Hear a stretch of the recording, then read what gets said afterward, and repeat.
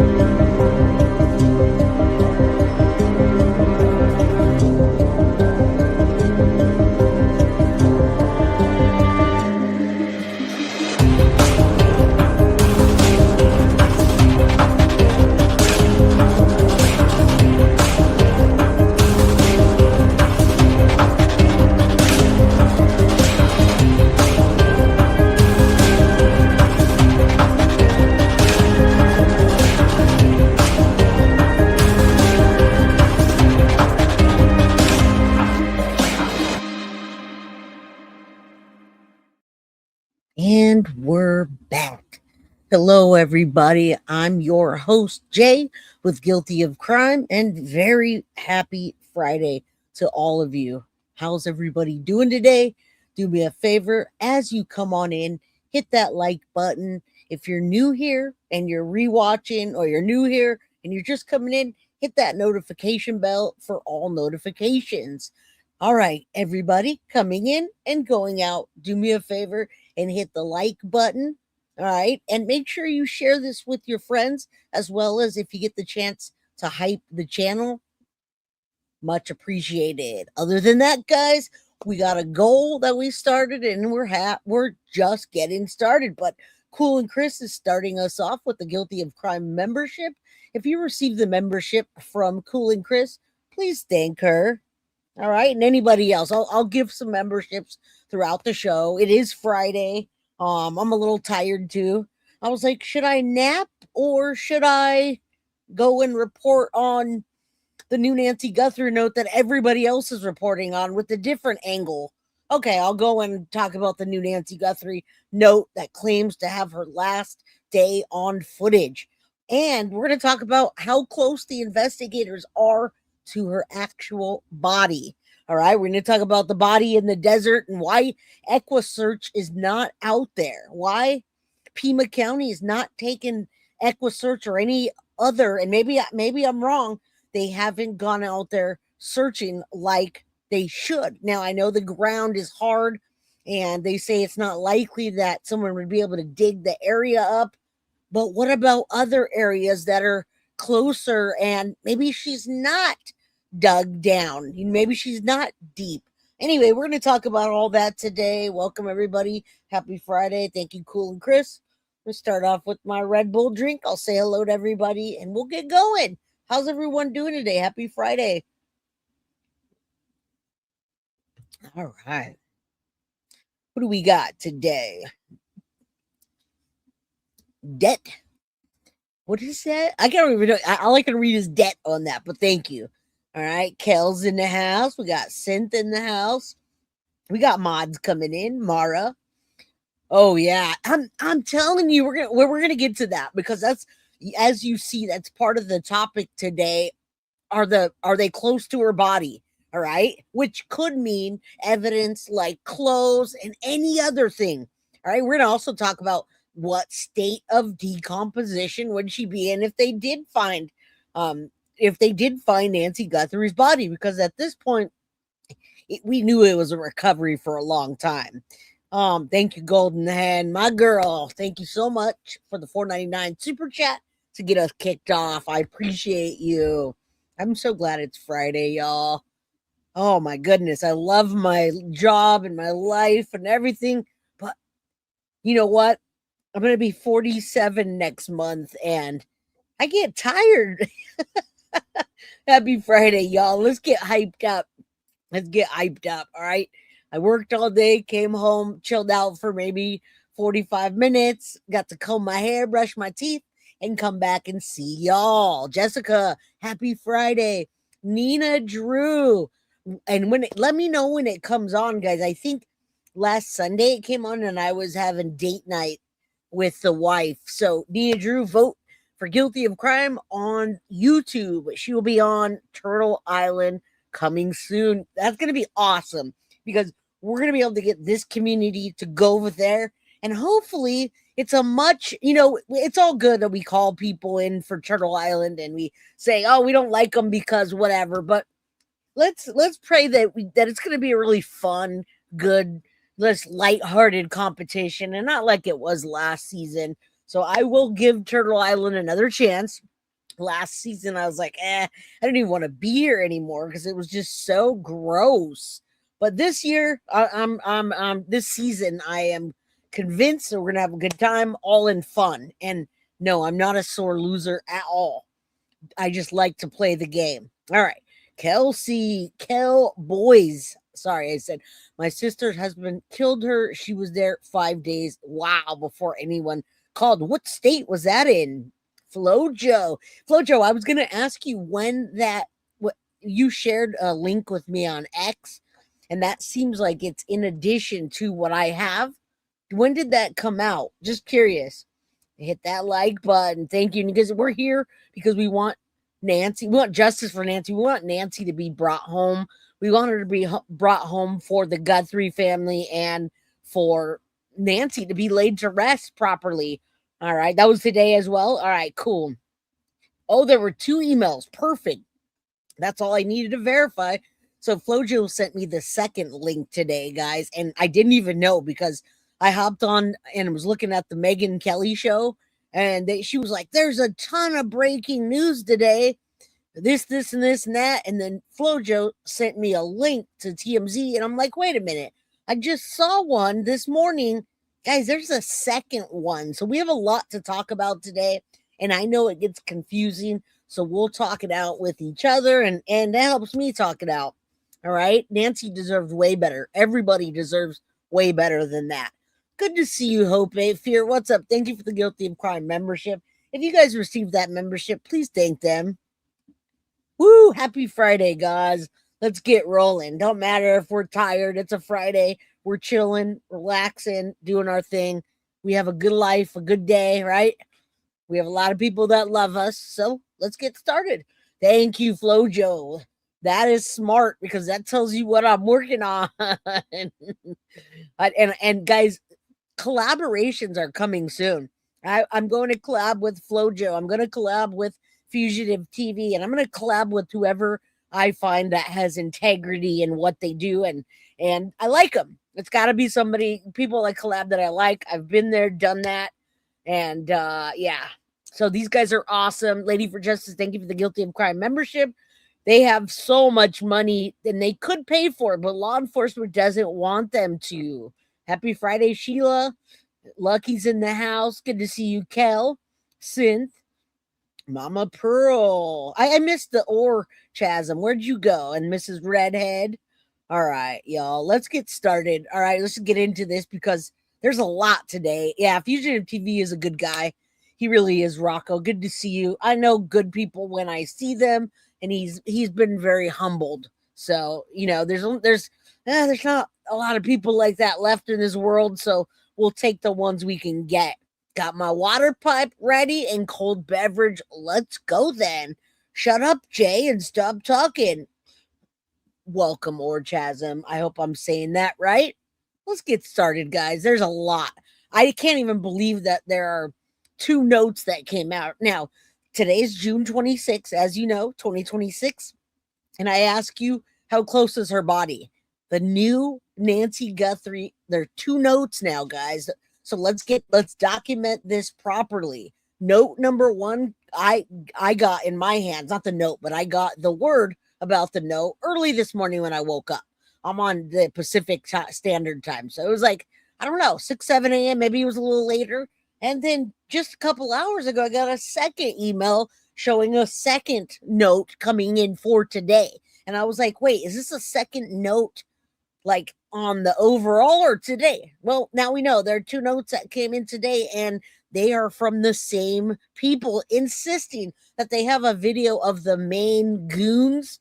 All right. And that the 84-year-old Nancy Guthrie They have video footage of her probably on her last day. Now, TMZ, of course, is relishing in this to put out the news, and rightfully so. They're directing people, if you have information, go to the FBI. Now, there are 2 emails, and they're reportedly sent from the same person who previously demanded 1 Bitcoin in exchange for Guthrie's disappearance. All right. They say, I have a phone stashed in a secure location, guaranteeing both for the information it stores and the safety of that phone, guys. And I'm telling you, I know that there's some fraudulent, I know some of them are completely off base and other characters in this, but this is what's happening in this case. When we look back on this, this is what's happening. This is what's happening right now. So let's get into it. Linda, thank you so much for the $2 super sticker, and Foxy for the gifted membership. If you received that membership, please thank her. All right. So, guys, big day today. There's really a lot. And, of course, I'm not going to leave you hanging with what the hell is going on behind the scenes that we're not getting any information. It should be apparent, but we're going to talk about it because the law enforcement and FBI has lots of leads with these new letters coming in, the letters that already came in, and the tip line. Guys, they've got a lot to work on, including the DNA that was finally transferred over to the correct facility, I believe Quantico. All right, so that's the good news. The boss bitch, good to see ya. Hopefully you get gifted a membership today. We want all of you guys to be members. So remember, here, I'm still looking very suspicious at this group of core people. All right, and this porch guy situation, guys. It's hard to unsee what you already saw. So this is Luke. The top right looks even more like him. It's crazy because I'm like, damn, that looks just like the one down there. And then he goes and cleans his face up. I'm like, okay, it's him, right? Then something else pops up. All right, Cool and Chris, thank you again for another membership. Dang, you guys, please thank Cool and Chris if you received that membership. And Nina Drew, I can't believe FBI can't find this perp who keeps reaching out. That's what I'm saying. That's why we're going to talk about that, because they do have an IP address tracked down, but they're not telling us what they're doing with it, where it's coming from, or anything that they know. And rightfully so. They're investigating. This is a real life person this is a real life woman that has lost her life allegedly. Okay. What's up, proud mama girl? 2 girls. Good to see you. Linda says, Mrs. Guthrie is such a lovely woman. It's heartbreaking to imagine what happened to her. I agree. I do think at this point it was accidental. I don't think they went in to kill her, but I mean, you guys know what my thoughts are. It'll come through. Guaranteed this guy does not. Exactly. And that's why, Baja, look at the guy, look at the picture on the far right. That is Luke. All right. Luke went on an interview and cleaned himself all up, clean shaven, came suited and booted all the way up his neck and then his arm. So you couldn't see a thing, no identifying marks. All right. And of course, the one that Monk created looked like that. It's hard to get out of your head, right? All right. All right. Let's do this. Let's start with the very first one. And then, because I want you guys to know what's happening, what 2 notes. All right, guys, note number 1. I think I've given you enough context. Note number 1 of today, June 26, 2026. All right. Today is Friday, June 26th, and we have received another email from the man who says he knows who Nancy Guthrie's kidnappers are and can lead the FBI to those kidnappers for 1 Bitcoin. So the man writes that he has clearly been following things we've been saying, questioning the FBI telling us that the person who wrote this might be a female. The person does not say he's a male for sure, but he puts a big question mark there, and then also puts a question mark where we say we might be doing a documentary. So now, guys, I absolutely believe that there's more than one person. All right. I absolutely do. I believe there's more than one person. There always has been. There's more than one person that did that job. and that also is writing. So they have multiple people doing multiple things. And when that happens and law enforcement comes down on them folks, that means they're going to turn even quicker. And now we're already talking about a no body case. If this comes down to no body, we don't find her body, and moving forward with what DNA analysis and forensic analysis and all the forensic DNA and all the forensics, all the everything about this case that's come, they can use that towards a person or group of people. All right, let's go. Let's finish this. I just wanted you to tell you that I've never not thought there wasn't a woman involved in part of it. Says in this email that he is not, as he puts it, I am not the idiot who recently called in a tip about her burial site in Mexico. He goes on to say, only 2 are directly involved, and I doubt they would be the ones calling to snitch on themselves. So he has said to us before that there were multiple kidnappers and there was a main kidnapper, but definitely plural kidnappers. He has said that before. In this email, which, by the way, we have sent to the FBI, he says that he has video. He has video of Nancy Guthrie with the main kidnapper on what probably would be the last day of her life. That's Now I'm assuming they're talking about Porch Guy. All right, that's what I'm assuming. And yes, let the FBI's get these son of a bitches for what they did. This is absolutely one of the biggest cases we've seen in a very long time. All right. Yeah, the directly that's telling, but listen up, guys. This is different than ransom notes. That's why it doesn't say a ransom note on here. These are letters that were sent to TMZ with sometimes information and sometimes demands, right? It's been changed. So we're going to go over that right after this, after I share with you what we have that came out today. And of course, I think AI absolutely not wrote, but rewrote what they put in. Somebody wrote it out real quick, AI generated it to make it sound a bit different and send it out there. I agree with that. But that's right after this, because we're getting into that so that we can talk about the ransom letters, how many we really have that law enforcement think, and how many letters we have 2 coming in just in today. Why today? the way he puts it here. He says, while what it contains is my definition of delivering it on a silver platter, a short video of the main guy with Nancy the day that was probably her last. He also says that he has names, addresses, phone numbers of the kidnappers. Now, he says he has that video in a phone, and the phone is turned off. It is in a secure, secret location, but a location easy to find if you know where to look. And that's what he says. He doesn't say a safe deposit box, but he says easy to find if you know where to look.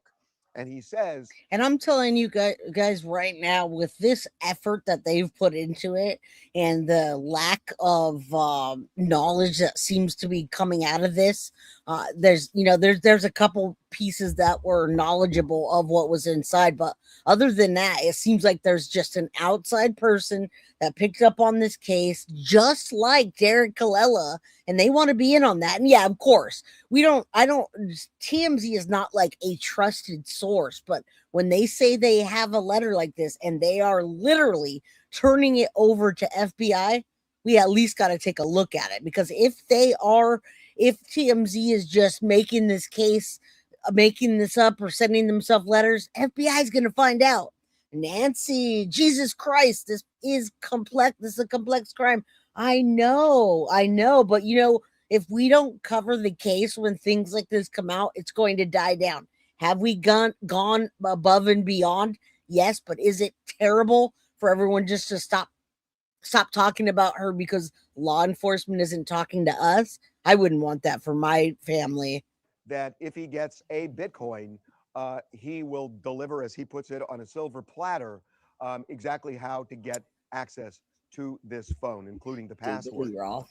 So he did not. This is clearly the guy who has been sending us these emails, because he says that the Bitcoin address he gave us before is no longer working. And he actually wrote the Bitcoin address down, and it does match what we saw previously, and we've never reported that. He gives a new Bitcoin address, and he says he wants a Bitcoin, and in return, he will basically deliver access to that phone, as he puts it, on a Hashtag, guys, hashtag take your meds, especially you, Cool and Chris. No anxiety. We're just chilling. It's Friday. I hear you, though. I do hear you. And that's why I'm trying to cover this case and not do it every single day when, oh, the wind blew. Oh, shit. Harvey Levin farted. Did you hear that? Let's talk about that for 3 hours.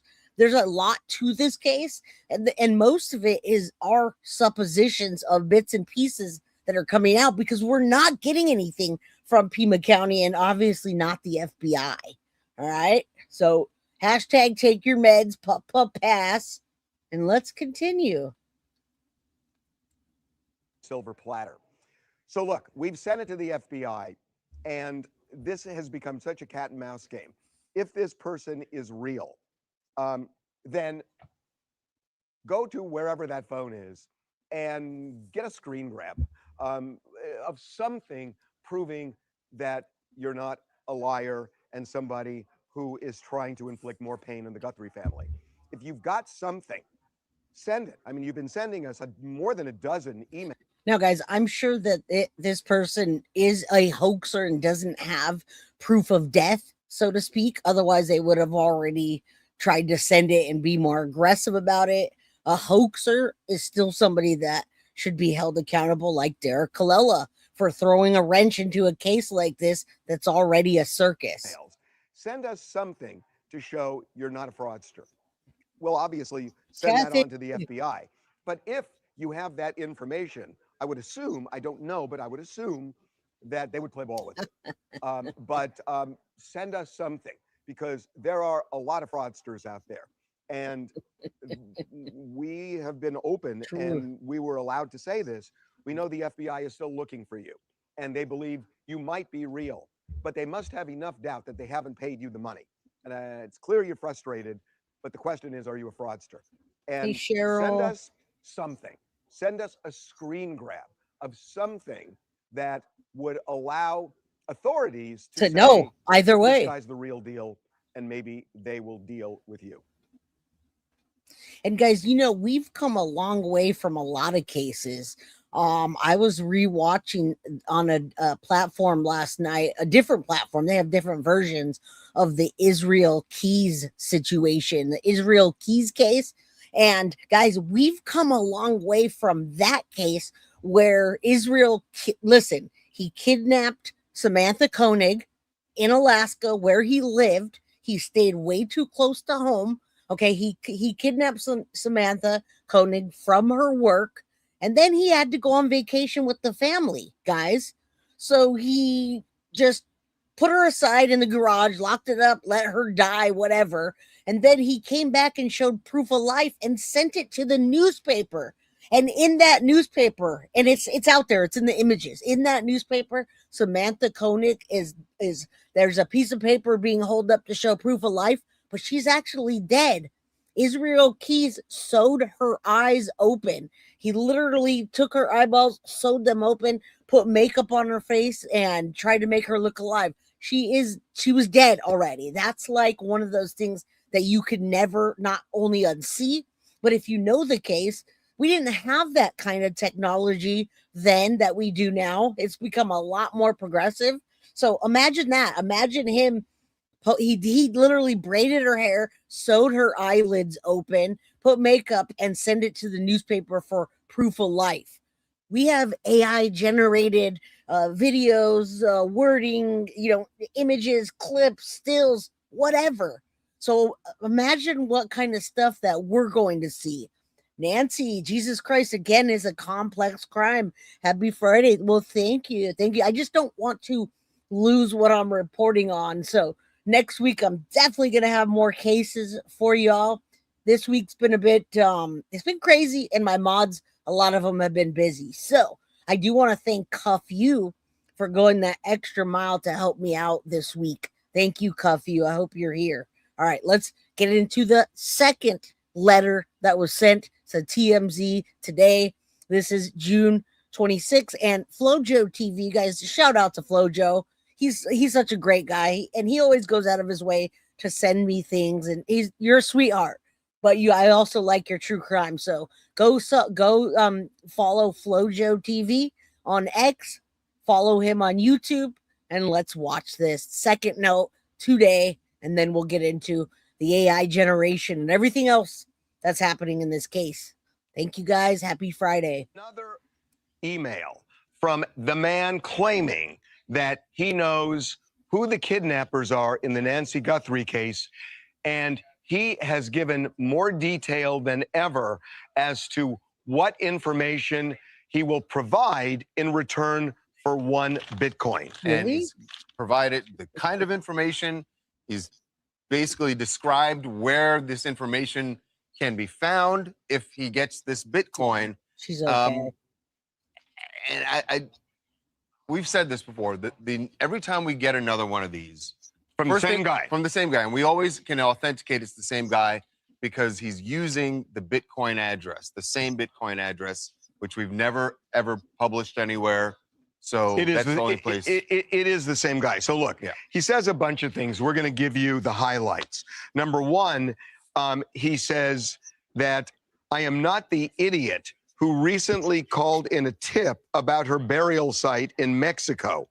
Only 2 are directly involved, and I doubt they would be the ones calling to snitch on themselves. So his point being, those 2 people who are involved, they're not going to put that tip there. They're the only ones who actually know where Nancy's body can be found. So he's saying he is not the person who sent in that recent tip. However, I will tell you that several emails ago, he said that she was taken to Mexico. And he also said there were multiple kidnappers and a main kidnapper here. This is the first time he's... Now, these guys really want attention, guys. And this happened. We caught the Unabomber by this way. We caught the Unabomber because we did not have technology like this. And the Unabomber let his writing go out, and his brother-in-law recognized his writing style. And I don't think I'm talking about handwriting style, but the way the manifesto read.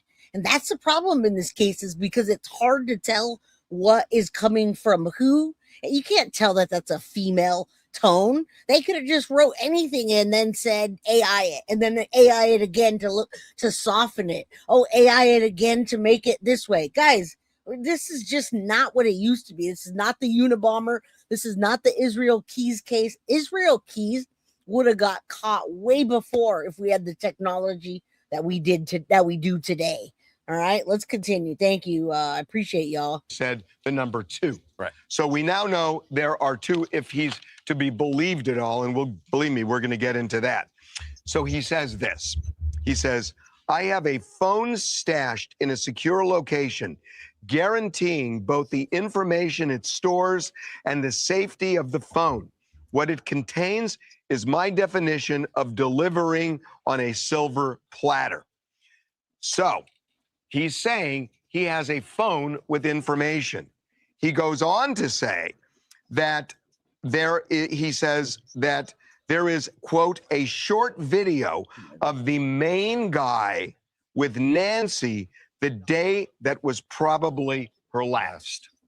And that's critical. I mean, he's now saying, I have a short video, and it will show you not just Nancy, but her main kid. Now, what's really messed up is unless this guy isn't hoaxing and he thinks he knows, or he knows somebody, guys, why wouldn't he or they? Remember, these are 2 different things we're talking about. This is not a ransom note. This is a letter or a note sent to TMZ today. It's like they needed to double clarify themselves.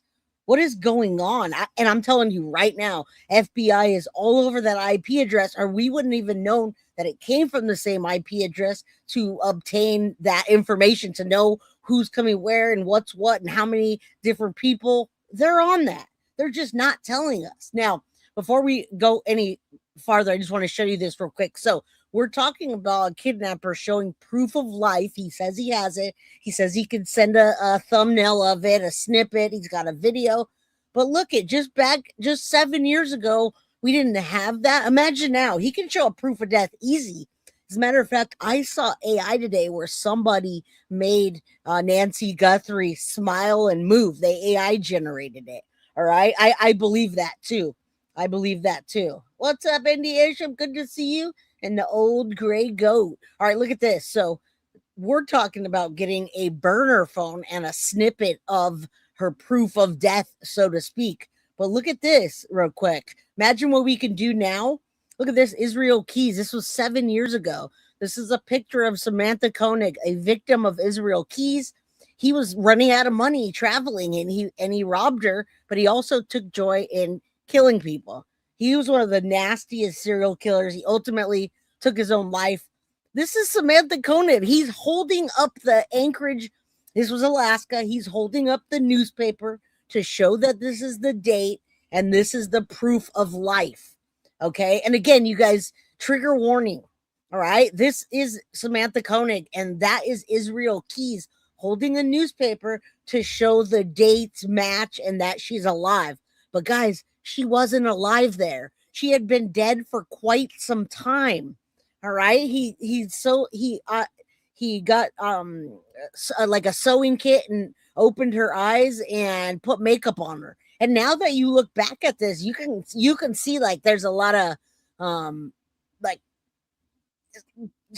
blood and things drained out. Put it that way. He didn't do very well at making her up. But if you're her dad, which the dad was the one that was mostly, he was in the forefront of this. If your dad gets this with the paper that says you're still alive, you're going to want to do anything.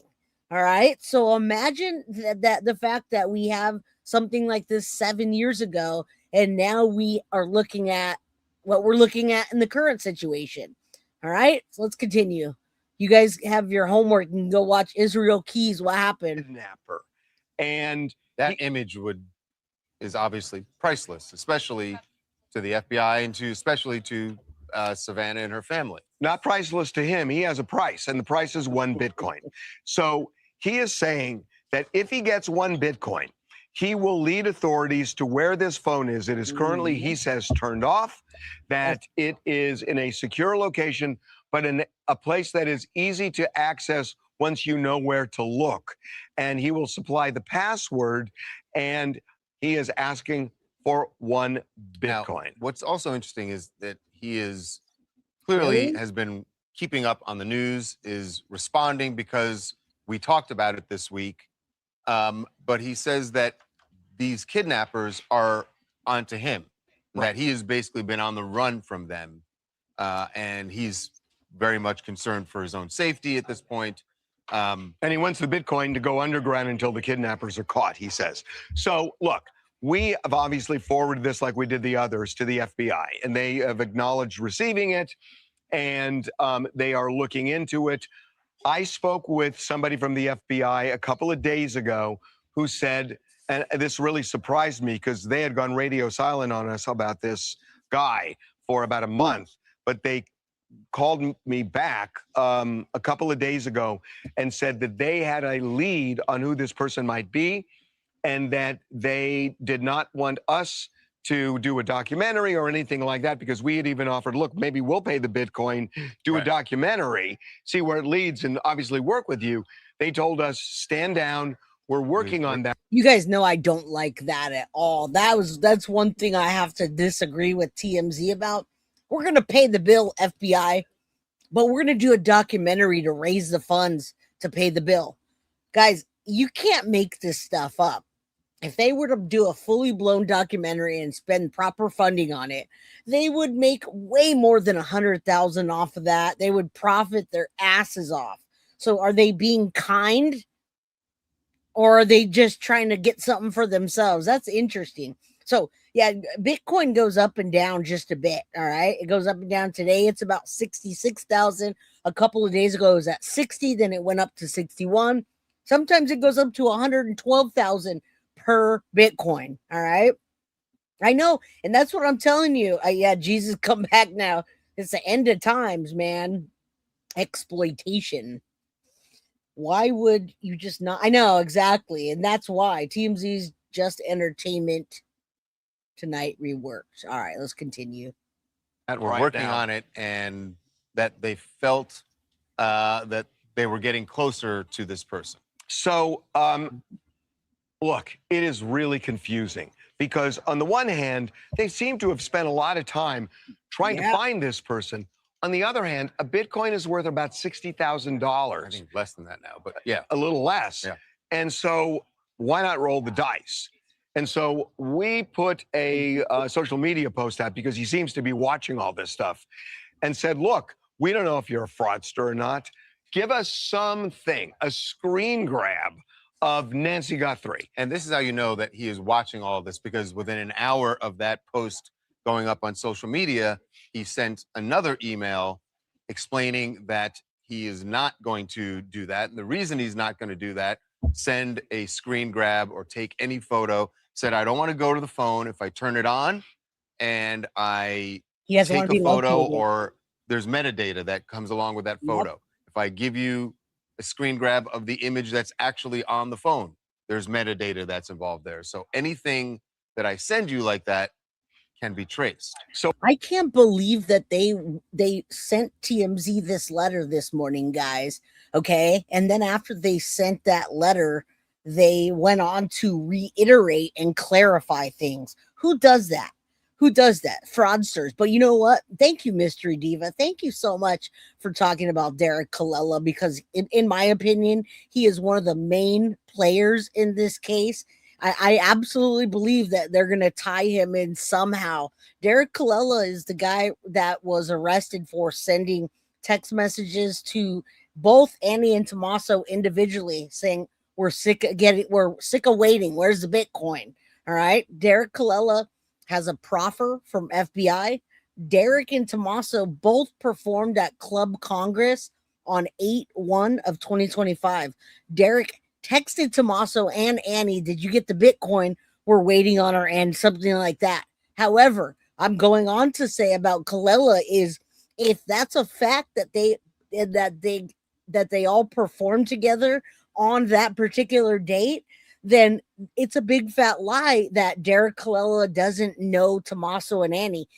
According to the document, the arrest document, or his I don't know if it's a probable cause or what that I shared with you guys, he claims that he didn't know them and he just looked Annie and Tommaso up on social media. Now, he also made a phone call. He called one of their phones and was on the phone for 9 seconds. Now, was that a like, hey, dude, what the hell? Or hey, meet me at the whatever. Okay, so I want you guys to realize that. I mean, and I'll say when this does get solved, I'll be able to say, look back, I was wrong if I am, but I'm really, really focusing on these group of people. And I'm not saying all of them. I'm just saying. All right, let's continue. I think I missed a couple of things. Let me make sure I grab those. The boss bitch. Thank you so much for the Guilty of Crime membership. If you receive that membership, please thank her. And then Foxy, you've been a member for 21 months. Perps prefer less Bitcoin to $1 million because 1, traceability, and 2, market flux. If you hold Bitcoin. Oh yeah, absolutely, Foxy. I agree. Thank you for your comment. And thank you for being here for almost 2 years. I did not realize it's been that long. What's up, Cuff You? Thank you for helping me out today. Sash, Kella has also been involved with another missing person case as per Monk's intrigue. Yeah, he does have a record. I agree with that. We've spoke about that. We've spoke heavily about Kella. What's up, Polka Dots? Good to see you. Let's finish this so we know.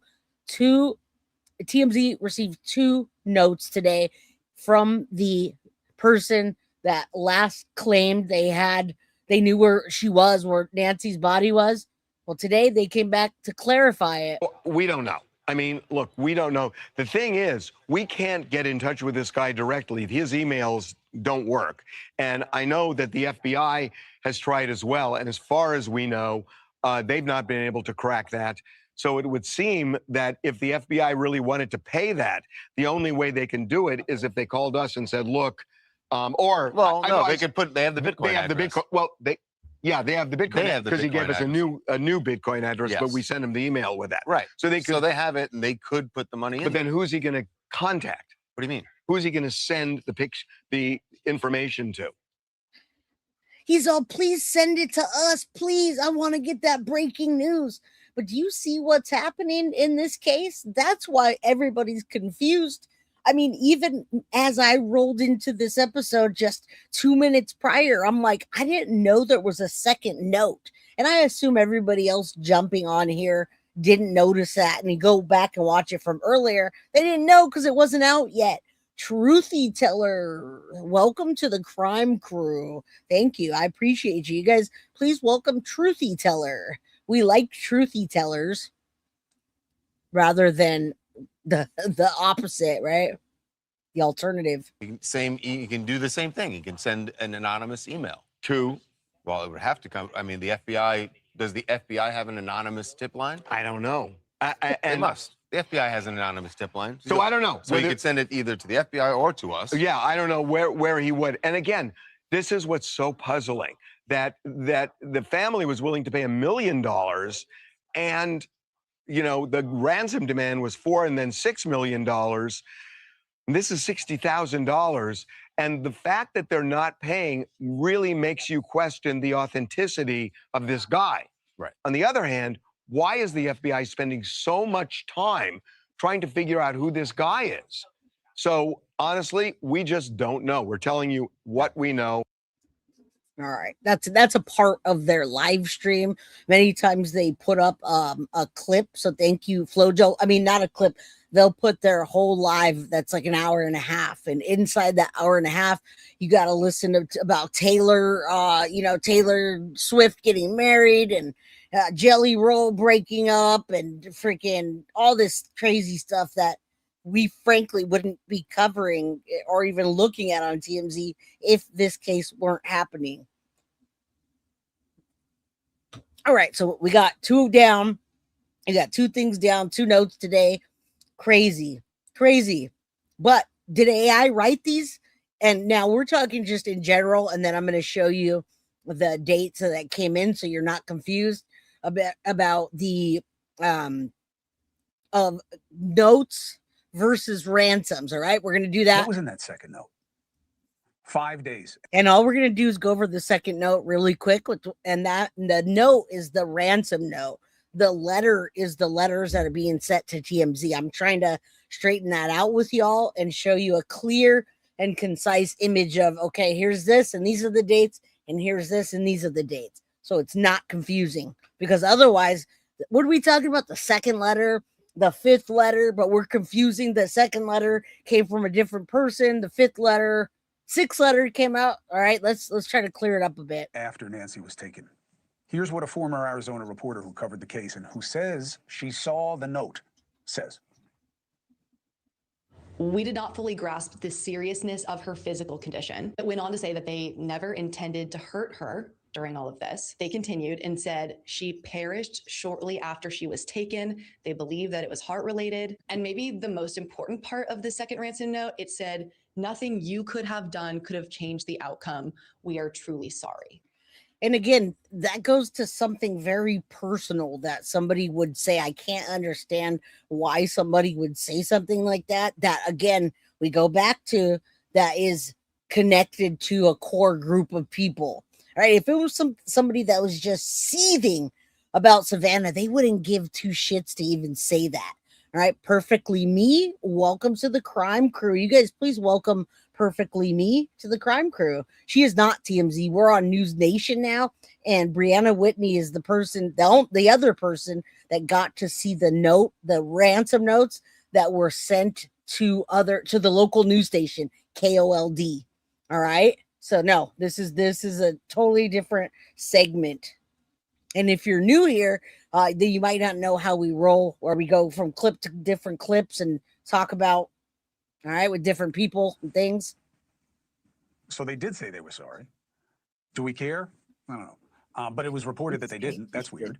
And it's been reported that There was nothing in there about her dying. No. But there was, right? Why would this lady be lying, and how could she get it wrong if she actually saw it? Let's ask News Nation Law and Justice contributor what this means, and in terms of what kind of person is this? Thank Okay, Justice contributor, of course, former FBI agent Jennifer Coffindaffer, as I call her, the Coffindaffer, and former special agent in charge of the FBI's Tucson office, Andrew Black, or as I call him, Andrew Black. So when we look at this situation of this note, one, it's nice to get the facts straight.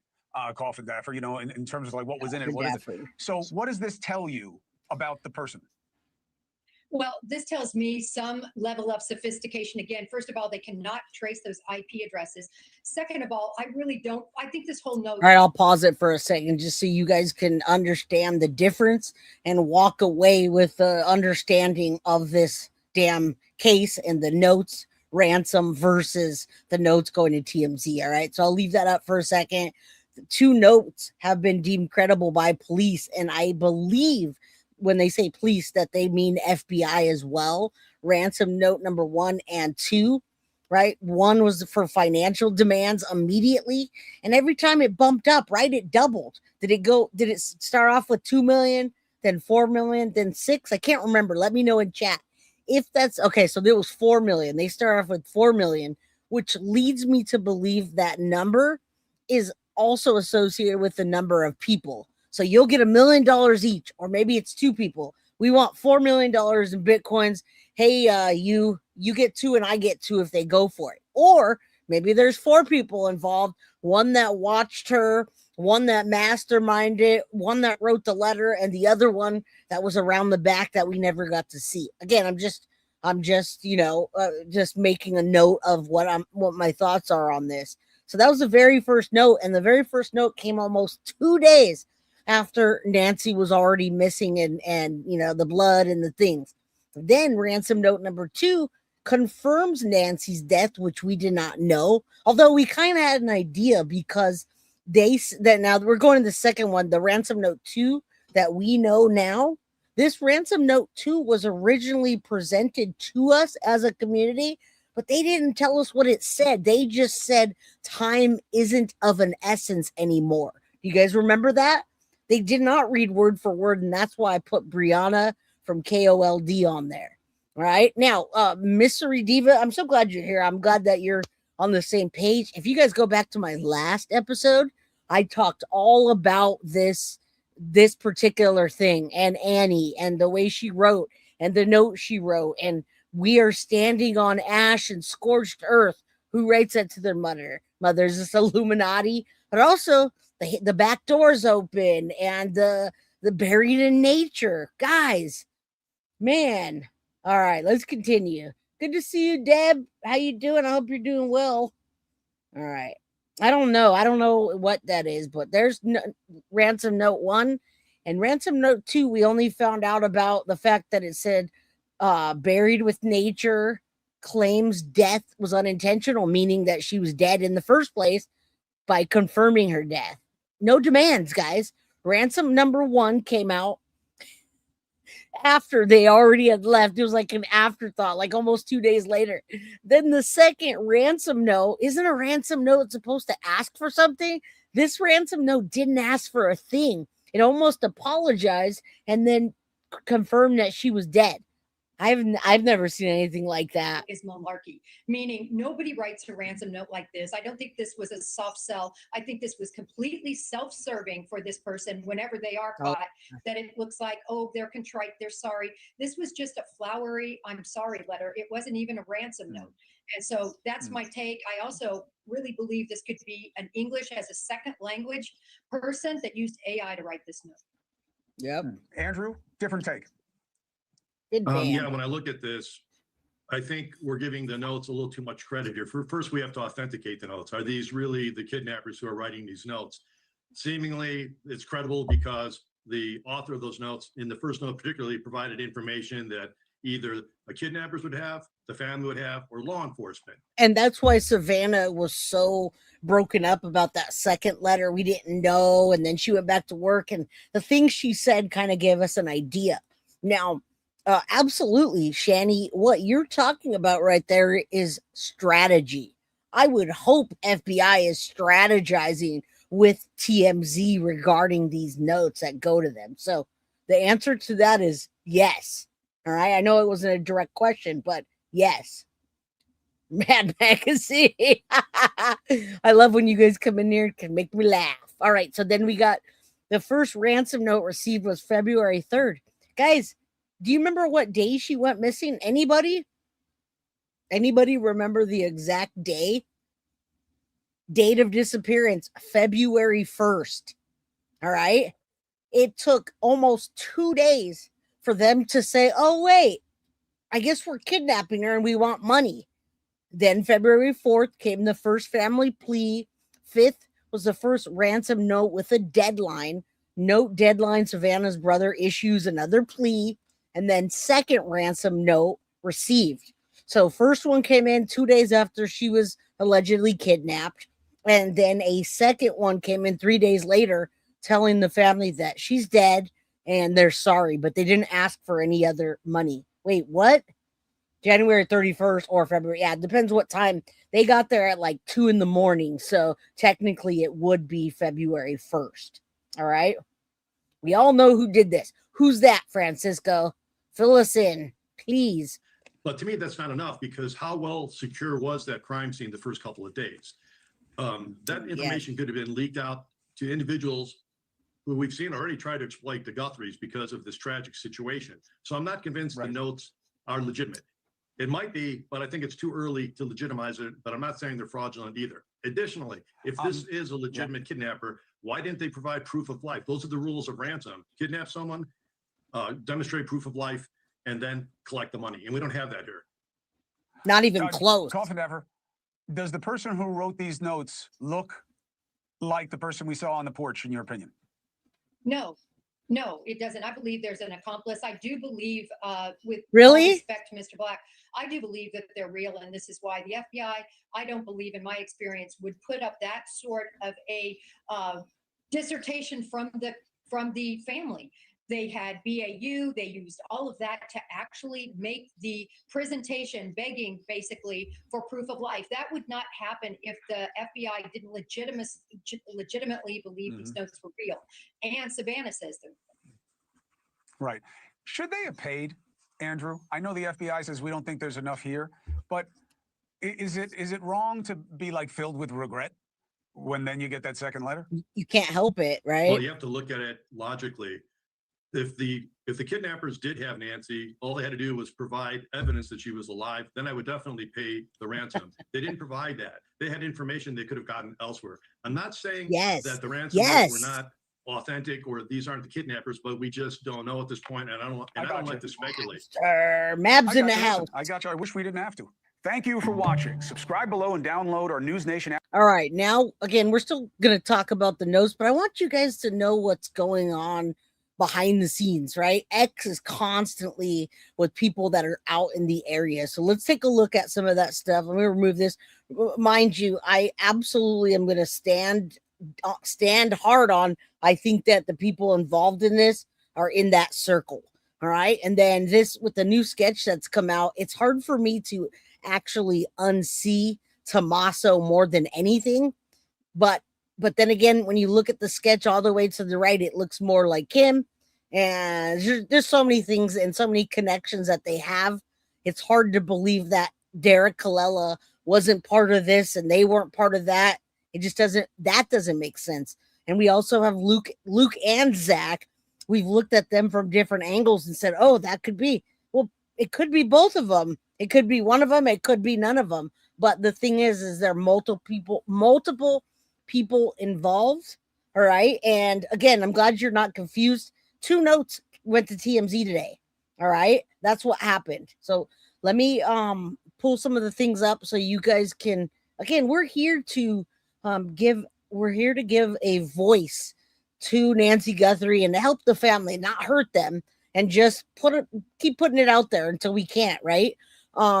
Take a look at this. I want to show you a few things and see what you think. We're going to go through that, and then we're going to get back into the last day footage talk. But we're going to talk about the last day footage and like where her body, where I think it is, where it would likely be, why we're not having EquiSearch boots on the ground. Now, I know these YouTubers are boots on the ground, my friends, but that is not law enforcement and that is not FBI. All right. It's not the same. All right. Let's take a look at a couple of things that I found interesting. All right. So on my X, I find a lot of stuff. Nancy Guthrie. I really hope someone looks into this. This is the vehicle in question from a neighborhood camera. Look at the back. There's clearly something hanging off the back of the vehicle. I think it's too thick to be exhaust. I just want you guys to take a look at this because this is a real picture that really happened. And who knows, maybe someone will recognize something. So let me do this. I'm just going to play it, but I need to move myself out of the way so you can actually see it. All right, here we go. All right, watch the back there. I can't tell if that's something on the screen, if it's something hanging out of the back. And it does look like a Kia, by the way. I have a Kia and the lights look identical. But the cars nowadays... Sorry, I don't mean to mess that up. You got to look at the back. I didn't see it until like the second time around.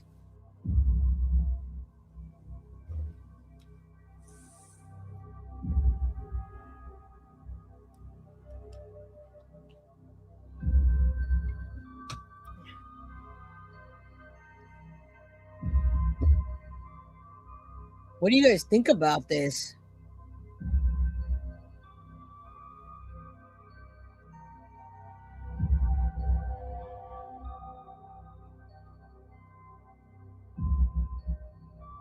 All right, anyone seen this? Anyone have any thoughts? Drop it in the comments. That's all I wanted to show you is there some on the back of that car? And yeah, I just wanted to share it. So there we go. This is, this is all like in what you see. I don't know what that is. That's what I'm saying. It looked like it, but when I watched it again, it looked different. It's a Kia Soul. I know I have one. And wait, you guys didn't see it at CrimeCon because we were driving the other one. Nancy had 3 children. Tommaso's definitely involved. In my opinion, Savannah gave the note writer kind of a wink and a nod. Interesting. Night cam footage is freaky. It is. It's not an older, well, it's a video that came out originally. That's what I was thinking. Like the tarp of the back was hanging out. But if you know what a Kia does, there's a lot more room in a Kia than you think. If you put the seats down, you would easily be able to fit a body unless there were multiple people in that car. But I just can't imagine. Imagine getting pulled over with a tarp sticking out of the back and the cop saying, "Oh, pull over, please. What is that?" Replay. That's like something standing in the left back from where the lights are. Yeah, I just wanted to show you guys that and see your opinion, get your thoughts before we get into the terrain and the decomposition and what the FBI is doing, etc., etc. So drop that down. I thought, hey, it can't hurt to spread it a little bit more. I like this breakdown real quick. Breaking news, as you guys know, I follow True Crime Believe. They're really good for a lot of news and just updates in the case. So on the overall, Mab, if you're here, whoever is here and confused, I'll add in that second TMZ note. TMZ has received another critical email from an individual claiming to have definitive inside information regarding the kidnapping of Nancy Guthrie. Now, that's the second one they received in one freaking day. The sender is offering to lead the FBI to the perpetrators in exchange for 1 Bitcoin. Here are the key details from the latest communication. All right. The sender's claims, identity, and insights. The sender is closely following the case and explicitly questions the FBI's theory that the email author might be female. Distancing from false tips, he firmly states, "I am not the idiot who recently called in a tip about her burial site in Mexico." All right. So think about that. We just talked about that one, and that's not connected to this person or the original note that we know of. So how many people are copycatting this now and trying to get in on it? Now, the suspects, he reiterates that multiple people are involved, but notes that only 2 are directly responsible. Now, he's catering to our needs because a lot of us think 2 people that are directly responsible are Annie and Tommaso. Are you guys all right? I mean, he's watching every second of this case, I'd assume. He adds that it's highly unlikely they would be the ones calling to snitch on themselves. All right. Evidence that's offered concretely. Okay, this is what the sender claims to possess a trove of undeniable evidence, which includes names, physical addresses, and phone numbers of the kidnappers. A short video of Nancy Guthrie with the main kidnapper was probably the last day of her life. He describes this footage as being delivering the suspects on a silver platter. So give me a Bitcoin. I'll hand this over. You'll know exactly who to go after, and you'll see that Nancy's no longer alive. Now, the video and the data, they say, are stored on a cell phone that's currently turned off, but a burner phone, not their Verizon cell phone. The phone is, they're saying the phone is hidden in a secret, secure location, and they describe it as easy to find if you know where to look. All right. Now, if paid 1 Bitcoin, this sender promises to provide precise instructions on how to locate the device and the password to access it. All right. The contents of this email have already been forwarded to FBI. So rightfully so. Rightfully so. I wish that they wouldn't even be doing this and sending it to TMZ, but this is where we are at this point. All right. Let's go over a few more things that I noticed there just to show you. Susie, this was 3 hours ago, and people are looking at this, and I just wanted to take a look with them. Pima County Department of Environmental Quality. Who is this one about? I'm trying to remember if they wanted Christy X. Oh, maybe it's the Pima County. Are you here, Cuff You? Okay, so Pima County Wastewater Management Department, El Camino. The property is over 200 feet from the Pima County sewer line. Are they referring to the casita in the back? Pima County Building Code Department, Catalina Foothills, overall 7 feet, 5 feet. I'm assuming that that's the little casita in the back. Am I right there? Certificate of Approval, Individual Sewage Disposal Systems. And that I wanted to show you that, but I'm not really exactly sure what that system. Do you know why we're looking at the sewage system and are we looking at the back house? Because I noticed that we're also looking in the backyard and it looks similar to show how big the house is and that people live there, guys. We haven't even heard a name yet. We have not heard a name of somebody that was renting the house or even living there. So take a look at this. That was not the one. Okay, so that's okay. That was when I was researching for that back house to see what the hell this means. All right. Guest house had 2 bedrooms and a big backyard. Plus, I wanted to show you this. So there we go. We're perfect now. Yeah, that's a good question. I know that they went through some of the septics, but did they go through both? Did they pump both? At the very beginning, I remember seeing them search the septic tanks. I was just wondering they are septics, but I was wondering what they were trying to, what were they getting at? But then I look here and I see that people are looking into that back house and who lived there. They looked at Annie and Tommaso's house. All right. In my opinion, it wasn't about the money or they had taken meds to keep. That's Michelle. That's what I'm saying. That whole, what you just said aligns with the fact that they didn't ask for a ransom for almost 2 days after they kidnapped. Who would do that? That'd be like walking in the bank to go get your money, but instead you walk in, talk to the teller about something, and then you leave. And you never get any money. You never do a transaction.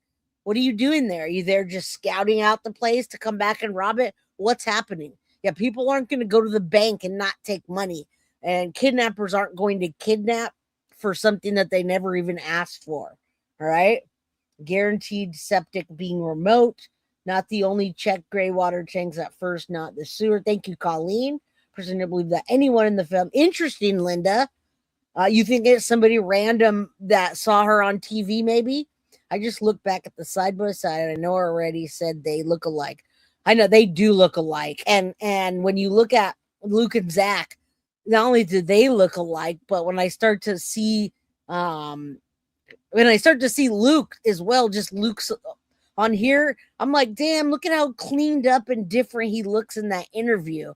And then you look at those hand sketches, and it's like, damn, I see Tommaso all the way to the right, and then with that sketch, but I also see Luke. It's hard to, it's weird because it can't be that interchangeable.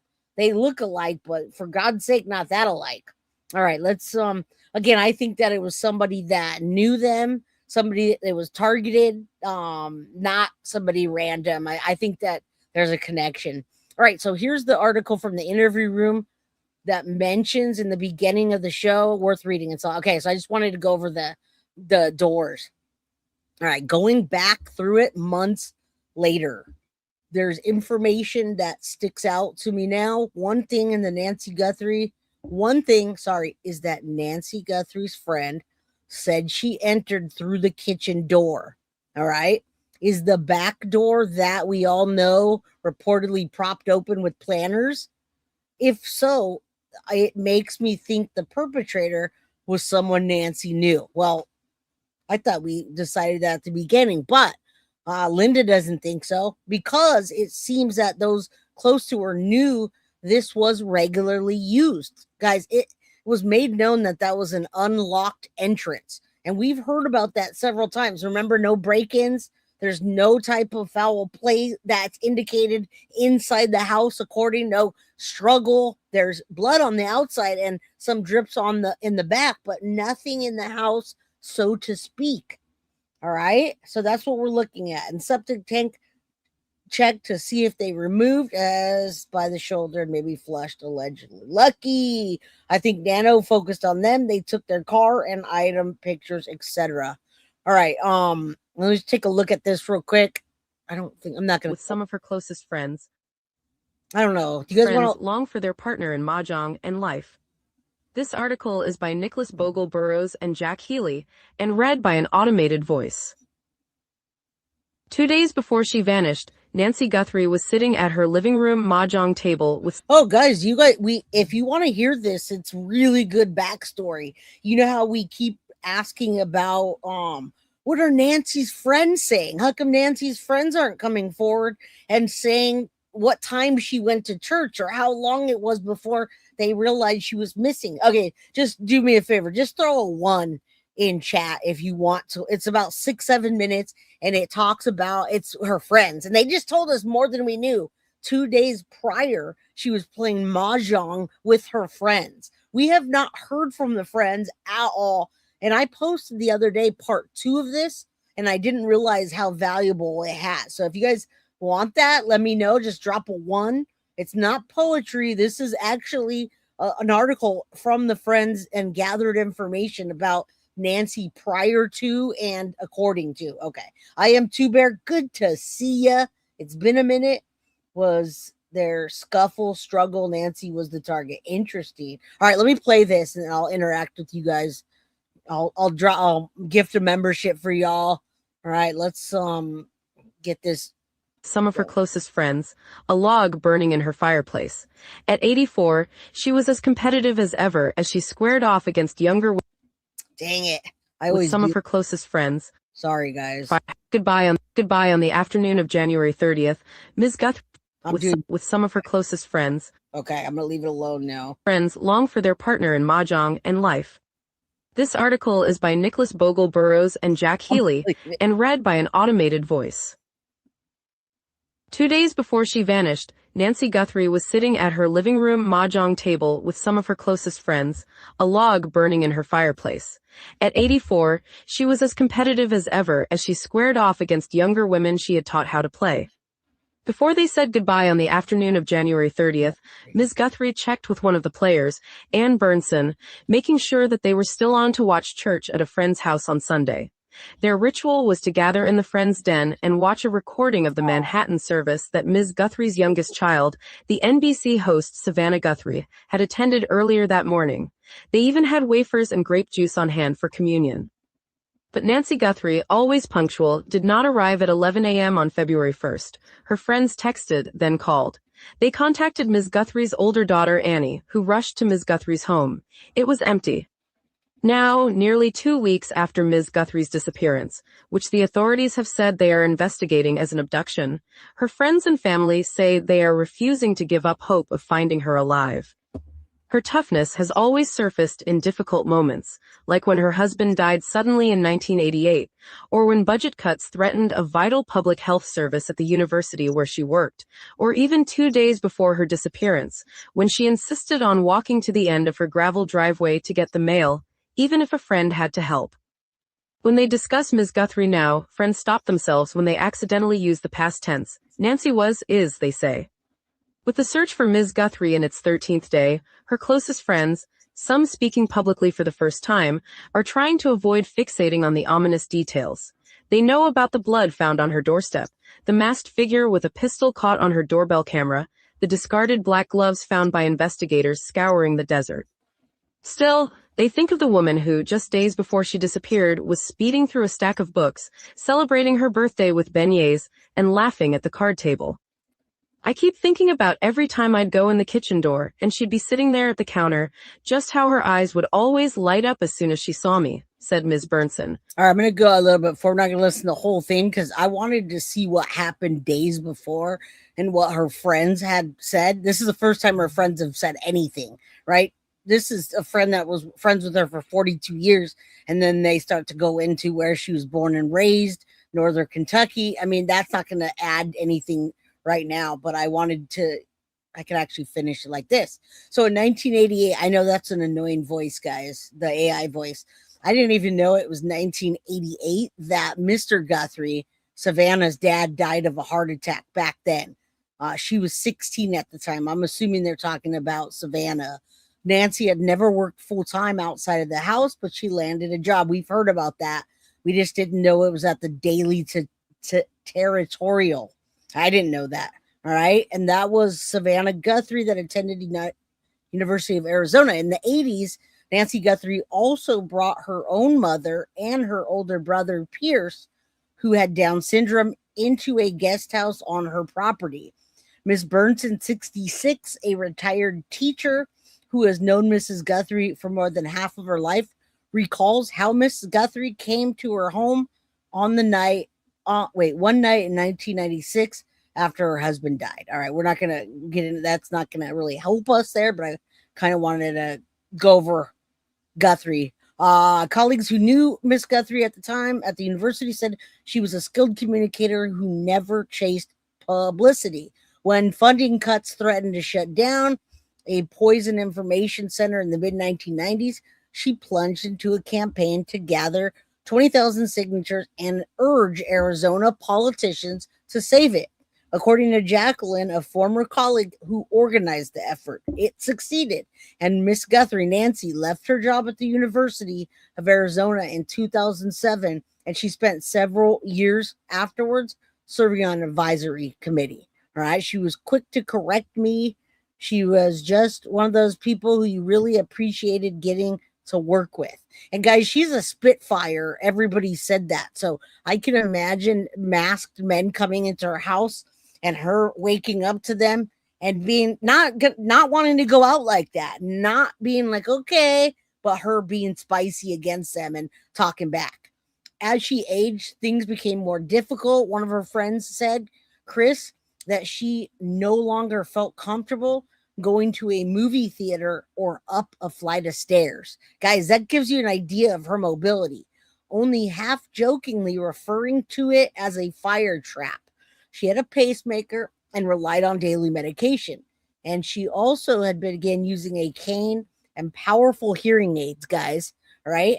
In recent years, she often stayed home where she kept the windows open in the summer and wrote in her journal on the patio.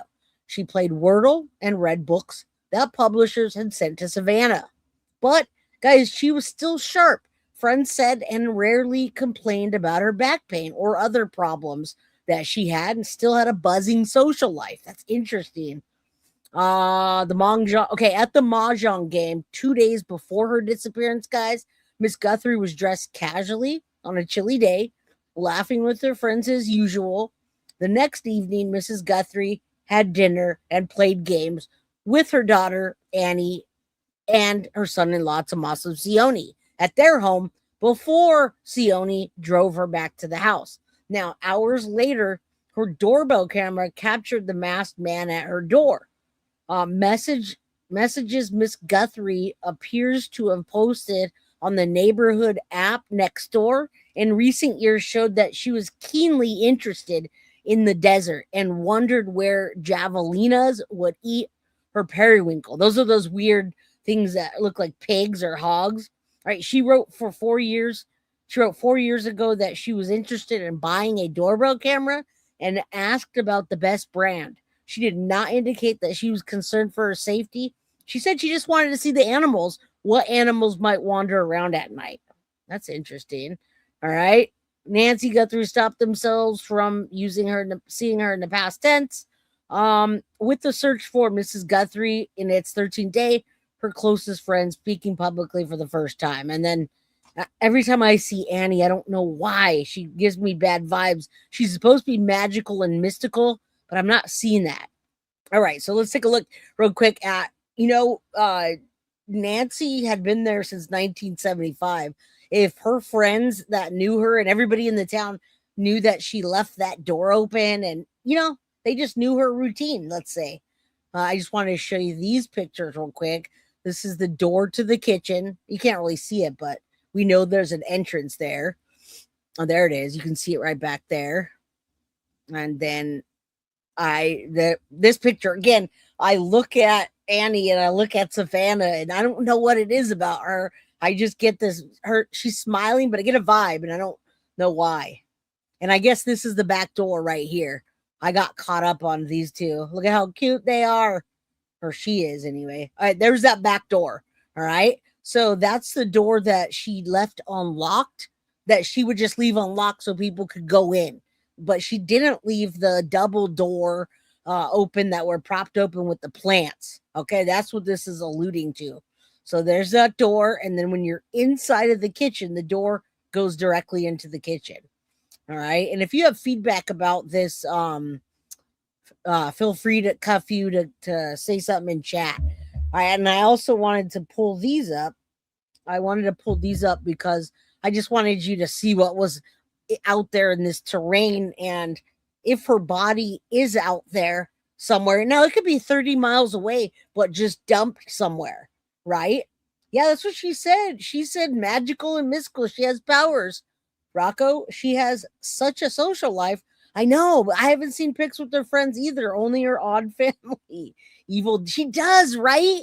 I hate to feel that way. And I thought it was just me, but every time I see that woman, it's like it gives me bad vibes. Anyway, so look at the terrain out there. Look at her house. Look at the pool off to the right. You can see it'd be hard to grab her and take her around from the back. You see the red line that shows you the front entrance to the back where the pool is, and then the little casita house in the back, right? I just want to show you a few of these to get the idea. And then this is Tommaso. This is Tommaso skipping. La, la, la, la, la. I got away with it. They're just showing the thing. But this was the picture I showed you the other day where he was like skipping. Thank you, Flojo. Let me take a look at that. All right. But anyway, yeah, people want to be out there watching what they're doing, coming and going. All right. So you sent me a nerdy addict post. All right. We'll get to that. That's about the Bitcoin, right? All right. Okay. So let me get back to this real quick. And then this is from the same person that posted the sewage plans. So I'm going to assume that this is because of the septic tank back here, right? 1,000-gallon septic tank. It shows 600 square feet absorption area with the depth. There's her driveway, main house, patio, and you don't even see You don't see any like pool or anything. It's just this. So approval for construction. All right. Tommaso did race in the driveway. Then the official came in and entered through the garage. It was that girl, the FBI, that was seen there before. The FBI person put something in her car on the passenger side, then she left. The garage door closed. Then all of a sudden you saw Tommaso skipping from the casita. All right. When we were watching it live, we didn't see Tommaso until he came out from behind the casita. I don't know how he got out from there. Is there a back door there? This happened like 1 to 2 hours after the ransom. Well, there's several doors there. So, I just wanted to see what this post, show you some of the posts and what people are alluding to, right? We have nothing. So, all right, let me, where'd you go, Flojo? I'm going to pull this down and pull that up real quick. See what you're, see on February 10th. Hold on. All right, check this out. On February 10th, 2026, 4:12 and 31 seconds p.m. Arizona time, a Bitcoin transaction sent 0.002. This is a partial of a Bitcoin. All right, worth approximately. Oh, this is the grand total. This is what we were talking about a couple days ago. So law enforcement put $151.35 into the Bitcoin wallet. Now, mind you, this $151.35, if you just leave it there and then it goes up, this also goes up with it. So, but at the time it was 151. Also, when it goes down, this goes down. At the time, it was confirmed at that to be about 10 minutes later. The transaction also included an open return message. We are ready to pay. Contact us. All right. So they sent this amount, 0.002 Bitcoin, which was equivalent to 151. And then they put on the transaction, we're ready to pay. Contact us. Now, the block containing the transaction was mined by Mara Pool, Marathon Digital Bitcoining Mining Pool. Now, if it sounds like I'm speaking a different language, it's because I am, and you're not familiar with Bitcoin and crypto. I am a little extent, but I just want to show this anyway. Based on the timing, amount, and accompanying message, this appears consistent with what looks to be a test deposit allegedly sent by or on or behalf of the Guthrie in conjunction with law enforcement. Well, I think that's been the only transaction. I'm wondering what are you just showing that was the amount? Are you showing that was the amount? We talked about that the other day, Flojo, about I said 151. I just wasn't able to show this kind of chart. Now, Foxy would know more than I do about this. But this is the movement in the Bitcoin wallet, and it's only been one-sided from the FBI or whoever put it, and they said, thank you, we're ready to pay. It's right here. We're ready to pay. Contact us. So there you go. That was, they're telling, they were doing a test to see if someone would take it, and then they could send the rest once they approve it. Thank you. That's awesome to have that. Okay, where are we now? All right, so we're going to talk about, let's get on to this for a minute. This is a really good, is the case dead, guys? Is this case going to be cold by next week, or is it about to break?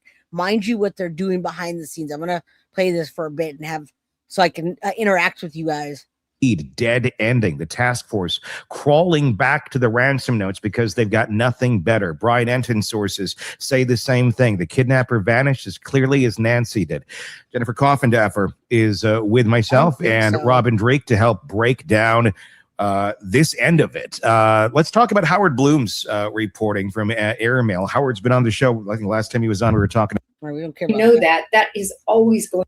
I want to go a little past her because. Go ahead. You got one, Robin? What my concern with everything is not concerned. I'm curious whether the internal curiosity. confusion matches the external confusion, because if you have a good, strong leader that's leading the investigation, you can make sense of all the chaos that's going on and all the leads that are coming in. Because like Jen's saying, if you got lots of leads coming in, there's still lots of things be flushed out. But if you don't have someone with a lot of reps and experience about how to manage and triage properly, you're going to spin around and waste a lot of time just trying to figure out what to do next and what's this and who's saying this. I mean, literally what we're doing here is what I'm hoping that they're not doing there, because this is the most confusing thing I've ever seen we've ever covered. Because are you guys with me on the confusing part? Because that's why I'm on here today talking about it. It really was confusing. It's been confusing to get it in bits and pieces, but I really do hope that that's not how they're looking at things, right? You know, in America, Real McCoy says, in America, when it comes to real mothers and her children, there are a whole package. You got to love all or none. Something seems off because Savannah's an attorney and a journalist, plus on the Today Show. She comes off as being stuck up, pretentious, and phony. You know, I get the opposite of that, surveillance, and I get the opposite of that. And I asked Vinny when we were at CrimeCon, what do you think about Savannah?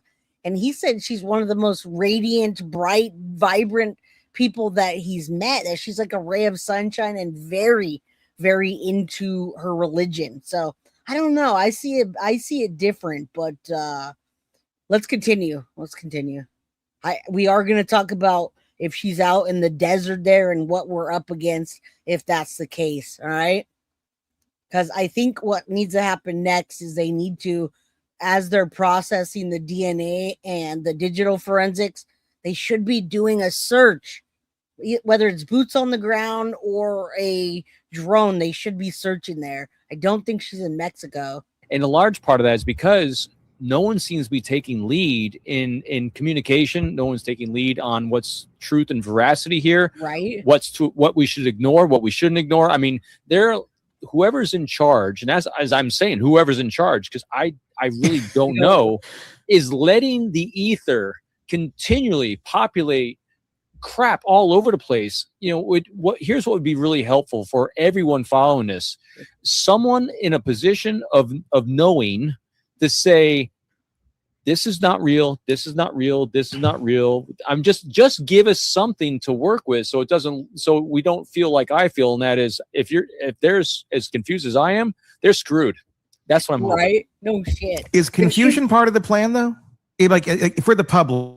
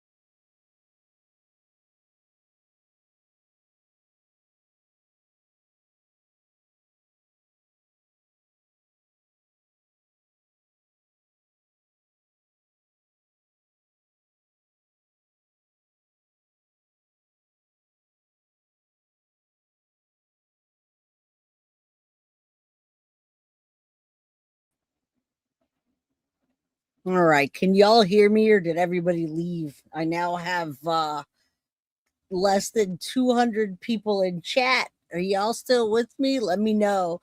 If so, we're going to continue or actually start the discussion about Nancy Guthrie and her body and how the decomposition out in the desert. What would it take to be out there if she were? All right, so we'll get into that right now. I'm sorry about that. I don't know. I just reset my router, and yeah, we got janky internet. That's what Synth said. We got janky internet.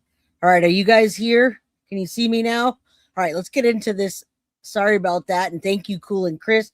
Man, I appreciate you so much. Come to the Bay Area. Let me take you out. Now, okay. And I've done episodes in the past Thank about the desert, about the conditions in Tucson, in and around Tucson, in Arizona. You're so sweet. About how difficult it would be to find somebody out in the desert.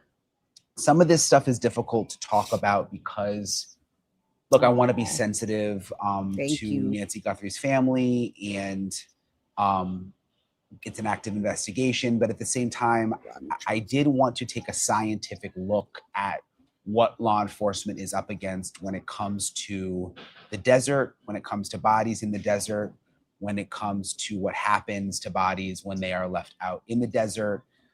Also, how difficult it is to dig in the desert. And I don't think that that's something that I realized. And you know what? I wouldn't even have thought about that. Thank you guys so very much. Even if I would have come back to one person, I would have been happy. And we got 200 and almost 30 people. Thank you, thank you, thank you. We're not even done yet. We've only been here an hour and 35 minutes, guys. And it's Friday. If y'all are interested in doing a call-in later, let me know and I'll let somebody call in. Yes, decomp very quick, but we're going to talk about that. And they're doing a test. They have new testing that they're doing to find out about decomp and how quickly and what the temperatures.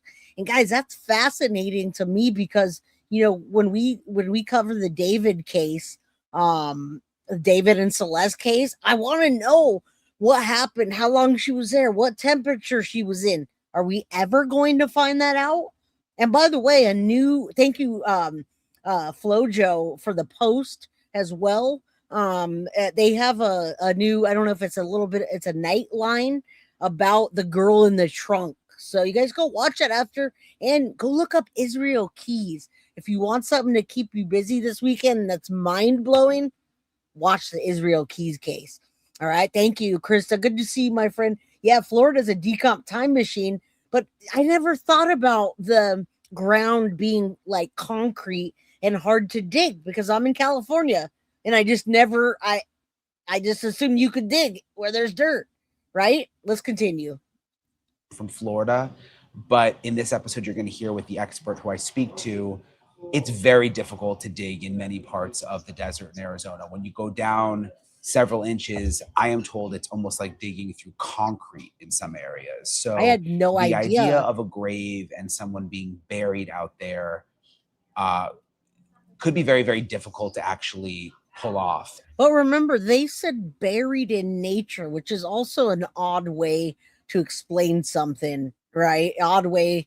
But that doesn't matter if it's odd or not because of AI nowadays. We have no idea what buried in nature means. If we knew for sure that, Annie and Tommaso did this and they were on the run, it would explain a lot because the way she talks and what she writes, that's what it sounds like. It sounds like a damn poem. And do. So is there a chance that Nancy Guthrie was just left somewhere and is not beneath the surface? And you're going to hear the expert that I talked to explain that is a possibility.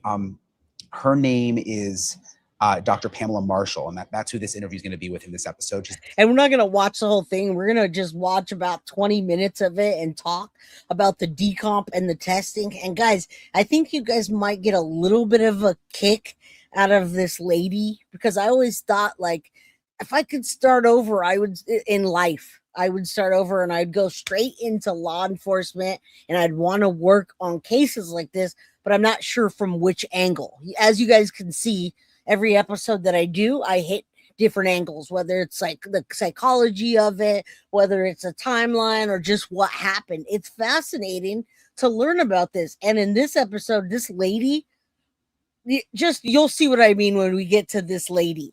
That's what I was thinking, Kawasaki, and that's why I'm like, why aren't they using EquiSearch? Why doesn't Nancy or Savannah just give, a $500,000 pot, put it out there and say, hey, we're going to put a bounty hunter and find my mom, not bounty hunter, so to speak, but find my mom's body. We know she's not here anymore. And if you guys find it, who brings her home first? I don't know. I'm just throwing stuff out there. But why are they looking in Mexico and not above the ground? That's what I think when I see buried in nature, is that she was tossed somewhere. Remember the Lisk? Guys, Gilgo Beach murder just recently, he took a plea. He pled guilty to all these bodies. Those bodies were just thrown out there above ground. But because the brush was so thick, and, Duty Ron went out there with one of his buddies, and they got all scratched up. He wore shorts, and his legs got scratched from the bushes. The Gilgo Beach murder just took the girls and tossed them out there. Okay? So let's think of it this way, and the ground and the decomp and what state her body would be in. But guys, I really do, and like I've thought this from the beginning when they said she was not alive, that she was closer than we think. She's a professor at Arizona State University. She has a PhD in cell regulation, but she's weird. See, I don't know if I could be that weird. Maybe I am that weird. Just you'll see. We've heard of body farms before, and I talked about body farms with Maureen, my friend, retired FBI agent, yesterday. FBI has a body farm where essentially people donate their bodies for research, and the FBI studies the way that the bodies decompose. And Dr. Marshall is doing a project that is similar to that, but they actually use pigs, and they put the pigs in human clothing, and it's very specific to Arizona, which is why I was interested. So weird. And they are studying how the decomposition happens in the Arizona desert, and if a body is moved multiple times, what sort of bacteria and DNA is left behind, which I think is relevant when we talk about the big picture of the Nancy Guthrie investigation. And this is going to be kind of a scientific episode. If you guys remember, a couple months ago, I did one similar to this with DNA. I was actually with the professor also from ASU. I agree. There's going to be multiple people, I believe. Nina Drew, thank you so much for the $4.99 super chat. And you're right, Callie Licious, that was the good part of this, is that Mexico is bringing exposure to the killing fields out there. I mean, I told you they just found a gay couple out there, two men that were married. They found their bodies alongside with two others, a man and a woman that haven't been identified. Those people should get the same coverage that Nancy Guthrie gets. That's never going to happen unless we have a perfect world, which is never going to happen either. All right. Cuff you. I have to jump. I wanted to leave with the choo choo. Happy Friday. Thank you, Cuff you, for everything you helped me with this week, and looking forward to another week with you.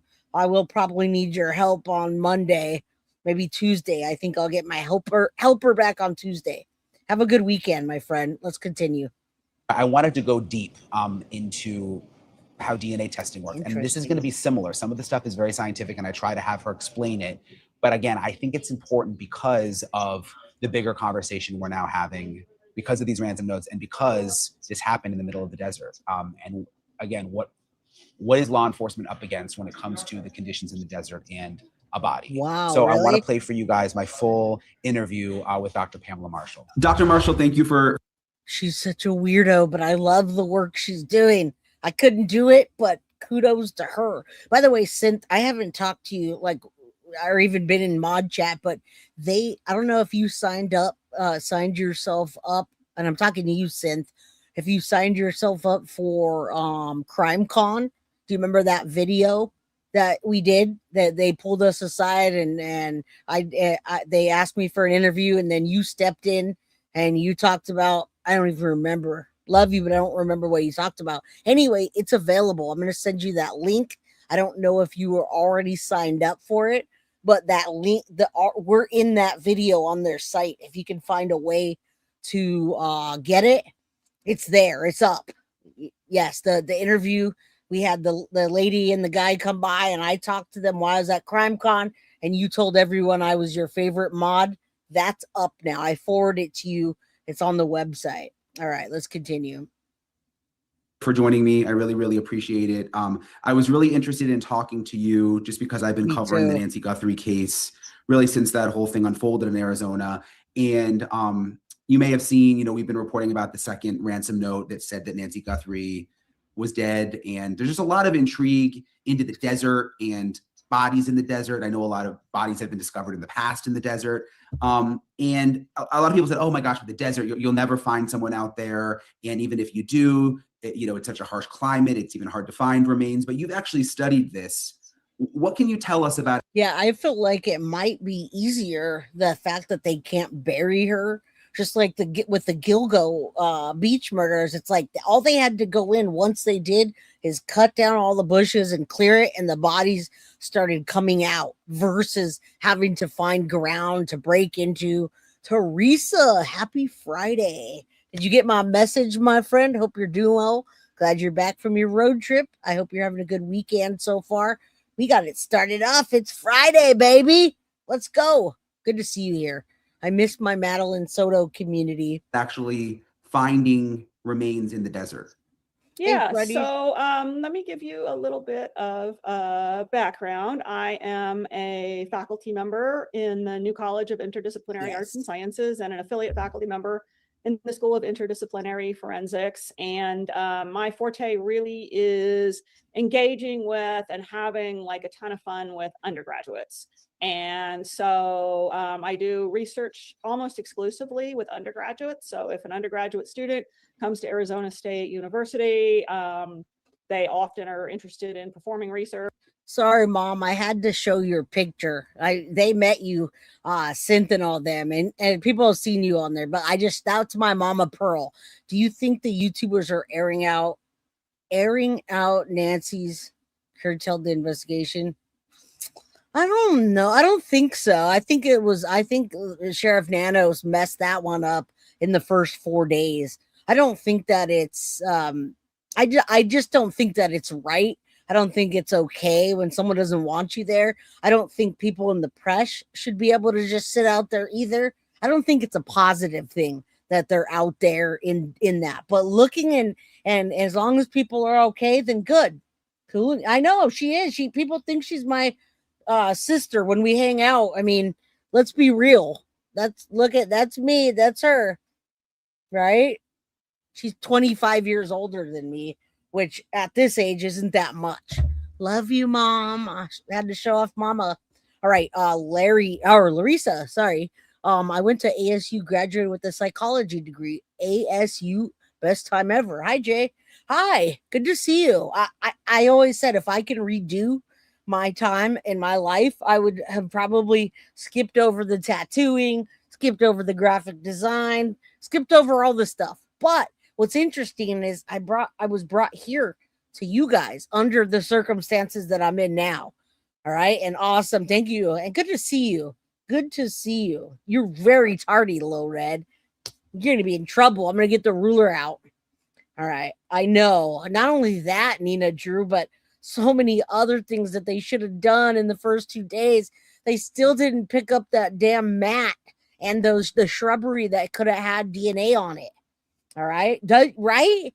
Yeah. If you see my mom when she's younger, especially if you actually could see my eyes, definitely.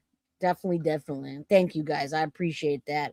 The perp probably came back. I agree with you. Kawasaki. Yes. I was actually thinking that. I'm going to read Kawasaki. However, the perp probably came back around, and with the distraction of people camped out, did hamper the investigation. I agree with that. I've thought that the perp has come back around and nobody noticed them because there's so many things and people just going on. All right, Jay, guilty of crime. Is it under the part where you have to get I think it is under the part where you have to get a subscription, but I'll get the subscription just to see that, and then I'll cancel it. So if you want to do that, find it for me, and then I'll pay for it. I want to see it. I haven't had time to even do that at all. Thank you. Larissa, I appreciate you. Your coverage is amazing. You're on it. Love your channel. Thank you. I feel like we're this little hidden area back here in YouTube that hasn't been discovered yet. Thank you, Mrs. Redhead, for saying that. You clearly have it going on, Mama Pearl, right? The pizza delivery guy was classic. Yes, bye. Hashtag bye, Steve. All right, let's continue. We don't. The only kind I want you guys to realize, when I do entertain trolls, sometimes I just use them as part of my show to give you guys a laugh or to just do what I want. It's my show, and yeah, sometimes I want to play with the trolls, just to see what it's like and to see what they can do. And so what ended up happening was that there was an undergraduate student who was really interested in microbes, and she was an undergraduate student who was a major in forensic science. And so she was trying to determine how to integrate microbes into her Barrett, the honors college thesis. So we spoke a lot with another colleague of mine named Dr. Caitlin Bolhoffner, and also Dr. Ken Sweat. And I love that she's straightforward and very technical, but it's so funny when she starts talking about the pigs and dressing the pigs up, because you got to put clothes on them like a person, right? She says, oh, they're cute little pigs. They're dead pigs dressed in clothing out in the body farm or whatever. Oh my goodness. Anyway, Flojo, thank you so much. He says, choo choo. I appreciate you. Oregon Coast, love your channel. Thank you, Victoria. Love your name, Victoria. It's on a Friday Guilty of Crime chat without a Steve encounter. That's right. It wasn't good enough. It didn't make the cut though. Do better, Steve. Do better. We came up with a project that had been initiated by Dr. Bolhoffner. She is interested in looking at decomposition in the desert. Now, one would think that, oh, well, decomposition is decomposition. There's hundreds of papers across the literature about how decomposition works, but most of those papers are not done in the desert. They're actually done at body farms where people can donate their bodies and then scientists look at how decomposition occurs. And there's not one. I mean, that's fascinating to me. And you guys can see when I share things like this to tell the story, you can see the interest. It's crazy, man. Have you seen this yet, Flojo, or heard anything about this?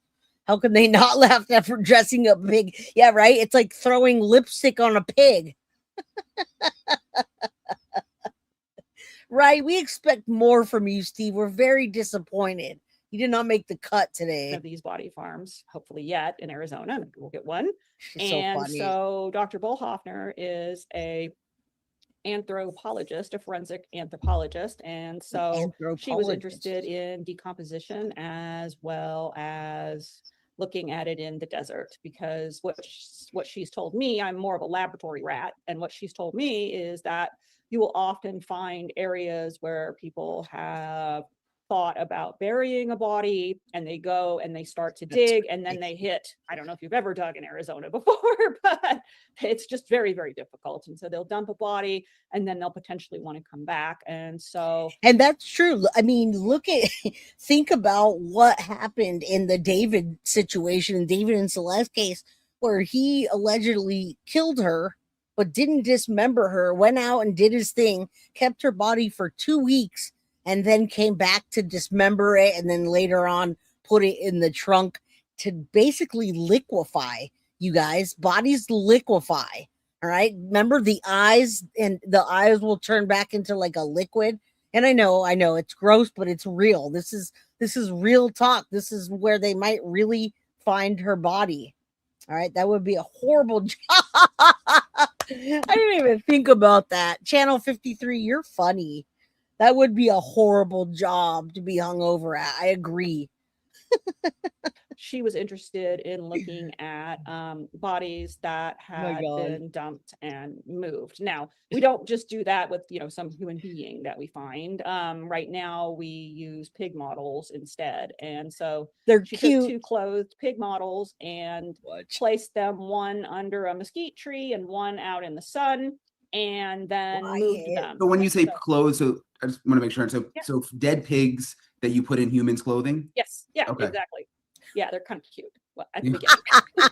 And then She said they're kind of cute. Brian Enton's like, don't make a weird face. You can see right through me, right? They got the pig models. Slap some lipstick on a pig.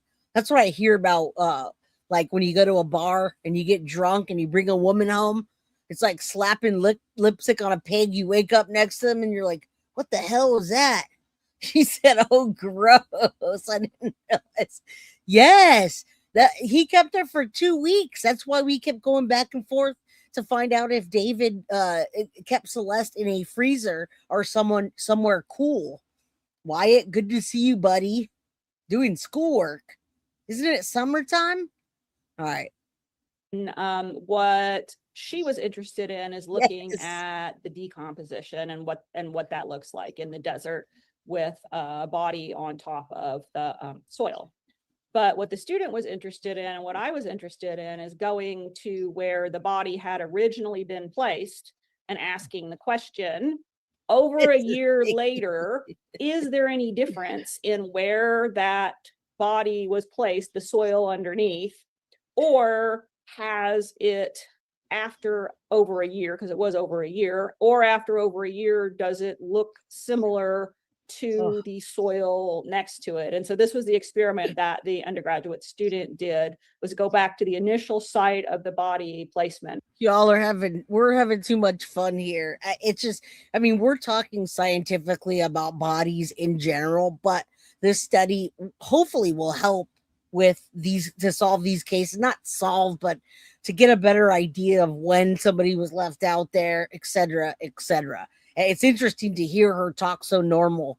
Larissa, thank you so much. There was a serial killer on Amazon called the Zombie Hunter who wasn't caught till recently. Girls were murdered on this canal by a river that I used to run on recently.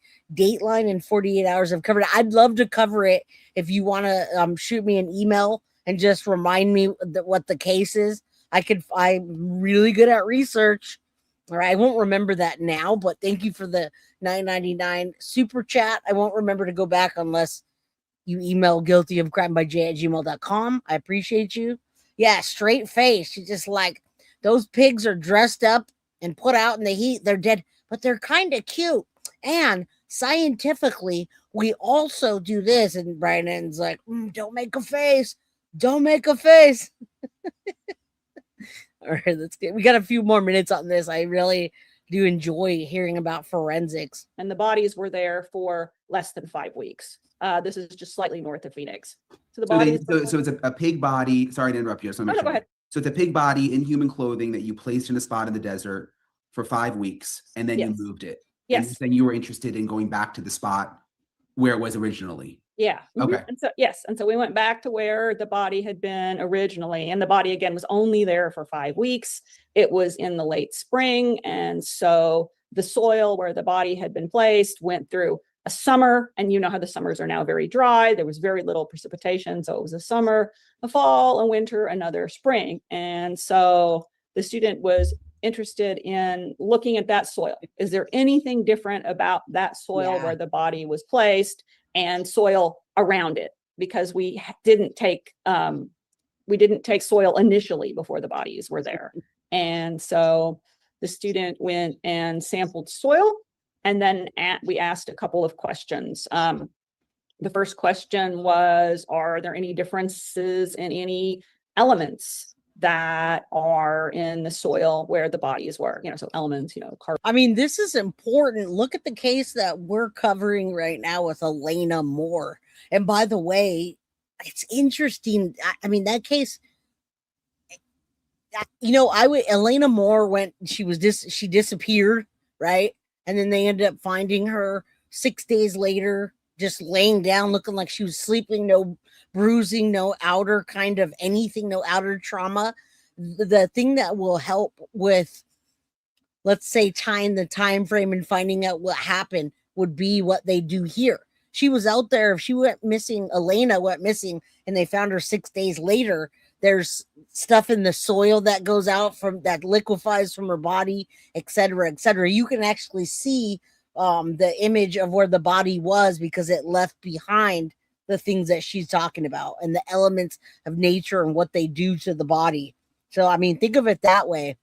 Yeah, that is a strange case because it's making me rethink the whole thing now that maybe she did take a wrong combination of medication, wandered off, and then I don't know. And nitrogen. And then also, are there any differences in microbes? There's been a lot of interest in the microbiome, the human microbiome, this microbiome, that microbiome. And so there are, there are lots and lots of papers about the necro microbiome, but again, not in the desert. And what is that? I don't even, what is the microbiome? Yeah. So the microbiome is just the collection. She's so excited to talk about it. And I love that, right? Obviously, she's talking about necro, so after death, right? Of all of the bacteria that you find in an area. That's a little bit of a simplification because which is like what we just saw in the Elena Moore case. We saw the area where she fell and where she stayed for the next 5 days, allegedly, because we don't know if someone did that to her and then just, dumped her off or came from around the other side. They didn't find any bruising or anything, but we did see what happened to that soil in the area where her body was. So this is what she's talking about. If your viewers had watched Professor Stonehouse's video, then they know a little bit about DNA extraction. Yeah. And so the way that microbiomes, or asking the question, what microbes are in this sample, we also extract the DNA and then do similar steps to what Professor Stonehouse discussed. And then there are very powerful computing tools and some AI that will then tell you what microbes are there in that, what microbe DNA was there. Yeah, see, she's very like, would there be bruising? Well, there wasn't, allegedly. That's the thing, Vicky. Would there be bruising after death? There could be, but it just depends on the circumstances. I know, I do too. Max hype coming up. Yes. Love you guys, man. Like I said, we're just we got a little corner on YouTube here, like a hidden little secret that nobody knows about. In the soil. Or not alive, in the soil. And so what did you find? So after 5 weeks, you test the soil. First of all, could you even tell that anything was there at that point? Like, yeah. So it was 5 weeks plus about a year. Oh, wow. Okay. Yeah. Wow. So 5 weeks plus a year. Okay. No, we really couldn't tell that anything was there. It just, looked like any sort of desert soil, but it had been marked by Dr. Bullhoffner. So the student collected the soil and then did the analysis. And when she brought, and my hypothesis was a year in the desert, nothing's going to be there. You have, and that's fine. Negative results. That's what I was going to say, Lil Red, because when you said that she doesn't bruise, but there's a pooling, it still kind of looks like a bruise. There's also 222 people in chat, 222. You guys know what we're here for. We're here to bring Nancy Guthrie home, to at least spread the word about it. All my stuff came off earlier. It all fell off when I lost the internet. So I just wanted to bring back the Nancy Guthrie collage before I put that back on. And one more, hold on. I definitely want to keep this up and going too, because man, it just gives it, it's hard to unsee these things. All right, let's continue. We don't have much longer on this one, and I've got more for you, so stay here. Are really important results. And well, you know what? I was wrong. Thank you. The student actually was correct. And when she showed me the data and showed me that the soil that had been where the pig had lain for just 5 weeks was very different than a surrounding soil where the pig had never been, I almost fell out of my chair. I was astounded. I thought it was just fantastic. Yeah, and she's very passionate about it, which is good. Shannon, is it? Well, I'm just going to call you Shannon until you correct me. Welcome to the crime crew. Please do hit that like button and hit the notifications. Welcome. Happy Friday to you. They probably, yeah, that's what I was thinking, Mara. They have a different name for what looks like a bruise. I know they call it lividity sometimes, and that's like the blood when it goes into one spot. I think that's after death. But you know what? We learn every day, and when we're watching this stuff, that's how we learn. Easier than pantyhose. Y'all are funny. Pigs have disintegrate. Oh, pigs have to disintegrate different than humans. Obviously, they do. A contusion. Okay, thank you. Yeah, there you go. A contusion is a technical name for a bruise, but I guess that can happen after death. Because intuitively, I was wrong, thinking, a summer and a fall and a winter and a spring in Phoenix, everything was just going to die. And I do need to put a plug in for the Arizona State University DNA sequencing core that did all of the sequencing and the analysis. And so they were very, very helpful. So was it that pig's DNA in the soil? No, it wasn't. It was the bacteria. It was the bacteria from the decomposition? Yep. Mm-hmm.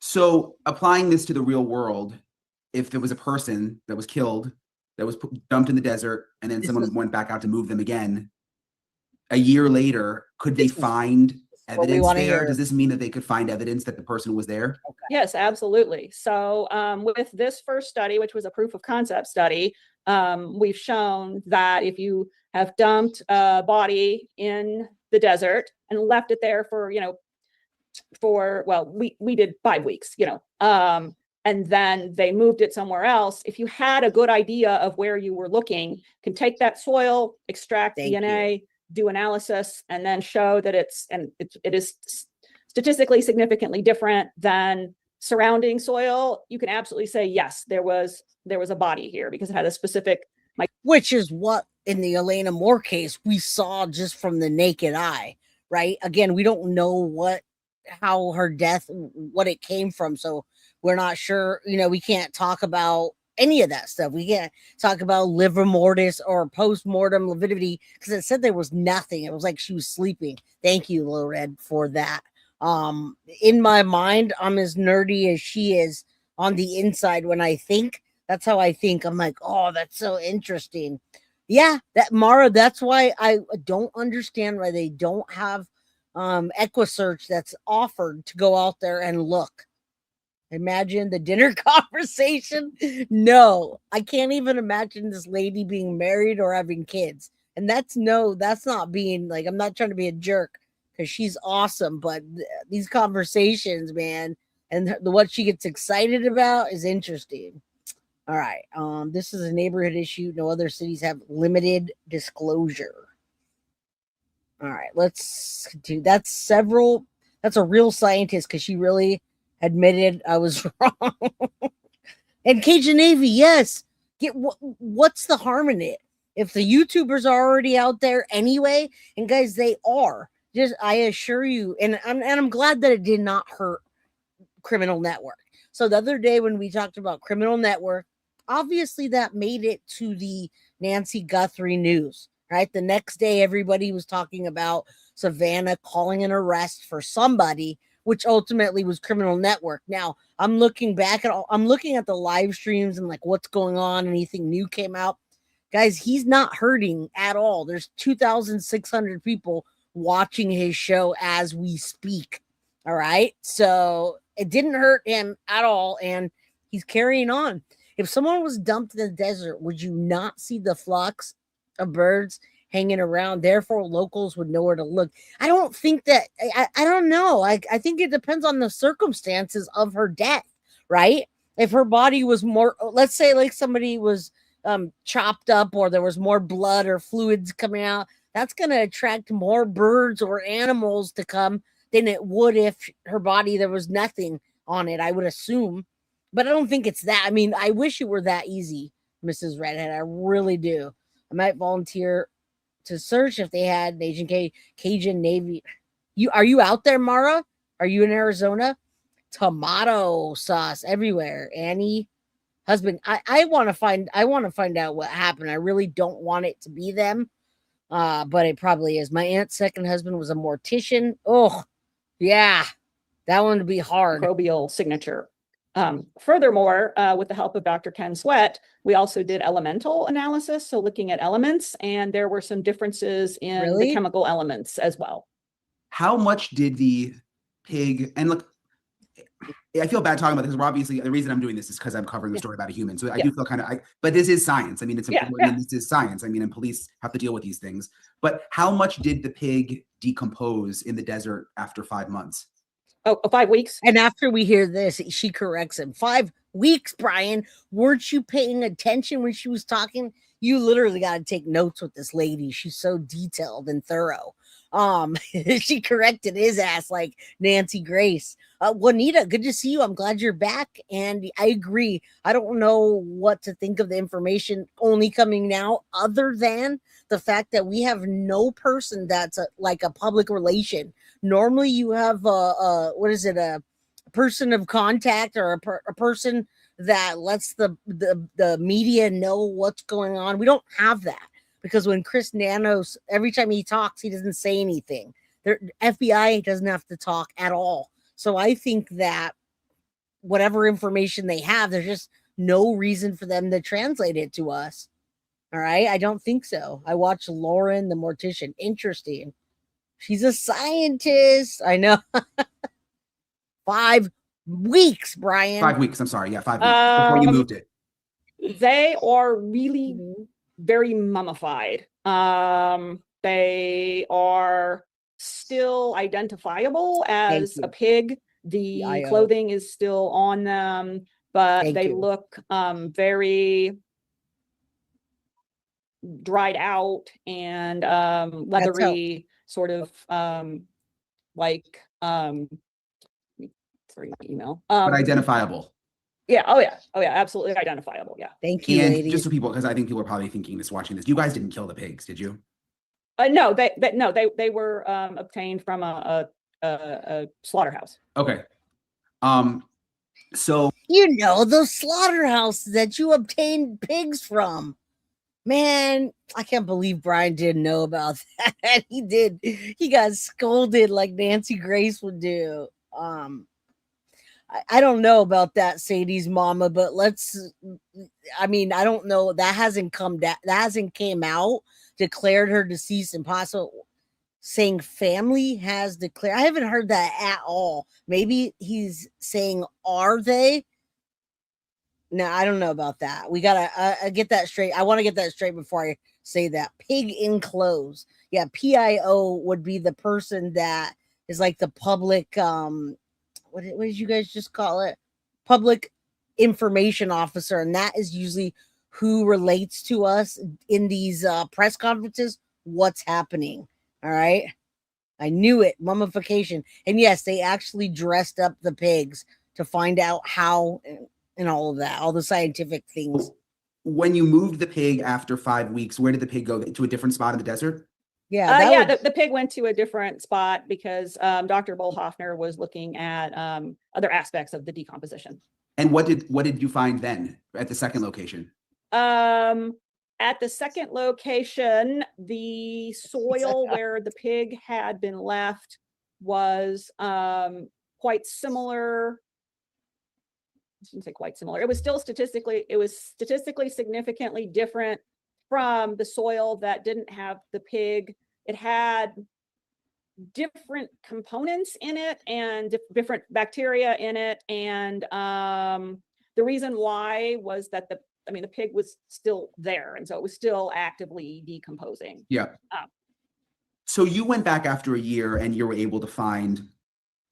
Now, what I will say to your comment, Sadie's mama, is that if that is true and the family's trying to declare her dead already, then FBI better start moving in on every transaction, every trace, every call, everything that Annie and Tommaso and the family are doing, because that is absurd. She's only been missing for 5 months, and to declare someone dead when typically it takes years to do that, to want to rush through that. Now, just because the letter might have said in number 2, that might have been strategic. Hear me out here. Hear me out. In that second letter, guys. Now, listen, you guys know who I think is in the circle of being involved. Now, I don't know who the porch guy is, obviously, particularly, or the ones writing the notes. I think they're separate. But hold on. They use cotton and synthetics. Okay, I think that if they were to declare Nancy dead now, they're going to have to seriously side eye who gains the most from it. How could they even do that? That's just not, I don't think so. I really don't. But if they do, they better get right onto it. Well, my take is if that's true, then they better look hard and long at who benefits the most, because that's absolutely ridiculous.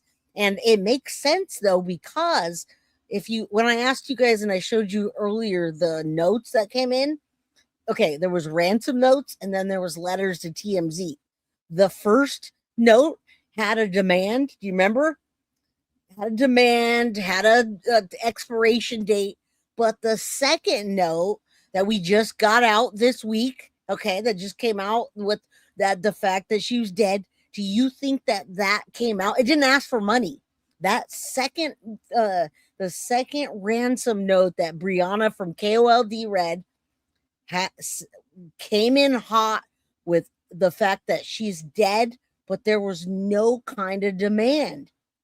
So if that's the case, then these people are really trying to push the narrative that she's dead so they can move forward. That actually makes sense for someone to send a ransom note with zero demands, but to tell you that she's dead. I didn't even think about that. Earlier, I was like, wait a minute. Why would a kidnapper send a ransom note and not ask for anything, but then just tell you, oh yeah, your mom's dead. She's buried in nature. Well, guess what? That will help the case to move along faster, that she's no longer with us. And then they can declare her deceased. Prosecutor, coroner, law enforcement, or someone may declare deceased, but not the family. And if they do, why would they do that so soon? You think they would really do that based on that second note? That's crazy. I just got connected with the two. That makes sense why they asked for nothing. Just they want to make sure we know she's no longer alive. All right, Golden Hen, thank you. Happy Friday. And thank you for the super chat. Why didn't Tommaso and Annie lead in searching, since they're part of the community, or lead the groups, or reverse, considering what the scientist is describing? They haven't done anything, Golden Hen. When I say they haven't done anything, they haven't done anything publicly at all, except hiding from us, helping clean out the house. We haven't seen anything. They've been real quiet. I don't know. All right, let's continue. We got a few more minutes with Miss Piggy. Bacteria connecting back to the pig, even after a year in the desert and the pig wasn't there for a year. Correct. Yes, and elements also. And elements. And other people have shown the elements as well. So how long? So you went after a year, but what do you, just based on what you've learned, and I know you might not know the exact answer to this, but if you went back after a year and a half, if you went back after 2 years, do you think you would have had the same result? Do you think you would have still? So we actually followed up and went back again. So after a total of over 2.5. Of course you did. Don't insult her, Brian. She did that for the next 5 years. All right. Now listen, while we're sitting here talking about the group of people that may be connected and the crazy notes that came out back to back today, and then the second ransom that literally had nothing to, they didn't ask for anything. They just said, your mom's dead. Basically, we apologize in that way. It was a kind of an apologetic, your mom's no longer with you. And that makes sense now. But let me tell you what's happening behind the scenes right now. While we're talking about Miss Piggy and the pig farms and the science and the backyard, FBI is analyzing these 2 new emails that came in, and they're analyzing anything and everything that's coming out from that account to TMZ. They need to authenticate that sender. They need to look at the IP address that matches and attempt to locate them along with the claimed phone, right? They need to check all the pings that came from that night and what phone. They need to evaluate whether the video or photos exist, or are they fabricated, or are there more photos that they're going to be able to obtain from neighbors, from, from that night at 2 in the morning. They're also comparing digital fingerprints to earlier ransom communication. So there's ransoms and then there's notes, right? And so they're not even asking for renewed public tips. Social media is doing that. We're on here saying, hey, there's still a reward, call it in, and we're keeping it out there. Otherwise, it's renewed public tips, and investigators will intentionally release new details every week to keep the flow coming in when it's slowed down and they need fresh leads. So that may be why we're just finding out now about some of the things, because they need to let bits and pieces. Otherwise, it's just a dead stop and no one's moving, no one's calling, nothing's happening. Years. And what we saw was that the soil that was under the tree was no longer showing the microbial signature, but the soil that was just out in the sun actually still had relatively, I shouldn't say relatively, we haven't done the statistics yet, so I can't say statistically. No, I did do the statistics. I did principal component analysis. So we had the 2 pigs, one under a tree, one just out in the sun. The soil where the pig had been placed in the sun was still statistically significantly different than the soil around it. Under the tree had gotten back to the— He's too busy skipping what we call the control soil. Why is that? The sun. What does the sun have to do with it? So what we actually think is that it has more to do with the tree, that it's a mesquite tree, that it's dropping leaves, that there would be a much more active bacterial community. We're almost done with this. I only going up to this 20-minute mark. Nanos was listening to the family. He cleared them. And so why I think that Nanos cleared them because of the threats against Annie and Tommaso. Savannah, all Savannah has to say is, I feel like I'm in fear, and they jumped to her, in my opinion. So I think they wanted the people that were out there in the community right in their faces, in front of their house. They were not just in front of Nancy Guthrie's house. They were in front of several of the people's houses, including Annie and Tommaso. So I think it was a way to get them to it was just a way to get them to leave them alone. But it was very premature, and there's no way FBI would have cleared them so soon. Under that tree, and more potential invertebrates, and maybe even more animals going under that tree. So changing the microbes and interacting with the microbes. Okay, interesting. And you mentioned something at the beginning that you didn't bury the pig because it's so difficult. Like, people wouldn't, I think you said, wouldn't do that. Can you explain? I mean, I'm from Florida, so I don't know a ton about the desert. All right, that's all we're going to talk about after the desert and how hard it would be. And I mean, I don't think that Savannah would be the power of attorney, only because Annie and Tommaso were the ones that were right there with her, taking care of her. Now, if Savannah's off in New York and Annie and Tommaso and Nancy Guthrie falls down and never regains consciousness, the person that's a power of attorney needs to come and make decisions and sign off on things. I think it would have been Annie, to be honest with you. I don't think it would have been. I mean, she can call her sister anytime. She can call Savannah and say, hey, you're a lawyer, can I get your help? But it was not T, not even A. You don't think it was Annie or Tommaso? That pig did me in. Right, the ground. What do you mean by that? I also am not a soil expert, but my understanding in Arizona is you have a very thin layer of topsoil, and then after that we have concrete. We have a totally different type of geological soil composition called caliche, which is really like trying to dig into cement. After the first hot part, after the first 6 inches? Yeah, I'm not sure how many inches, but yes. Literally like cement? Yeah. Okay. It's very, very difficult to do. So going back to Nancy Guthrie, and I know, look, that's not your expertise by any means, but I just want to look back at what I was able to report and get the wording right. But basically, the person who wrote the note said, buried with nature now, which made me think, if the note is true, buried in the ground. But I guess that may not be the case based on what you're. I mean, maybe it would have been very difficult to bury someone. Yeah. I mean, and that's why it makes me believe when they say things like that they're alluding to the fact that they tossed her out. Shannon says, I feel like they are rich enough to have an accountant. Yeah, I mean, they're not rich though. It's Savannah that has the money, and you gotta know that when you have money, you also have bills, and you have properties, and you have things and insurances to pay, and cars and expensive bills because you have to send your kids to private school, and you got to have the McMansion, and you got to have the security. So although Savannah does have money and we know her net worth, her husband also has money. They both have money.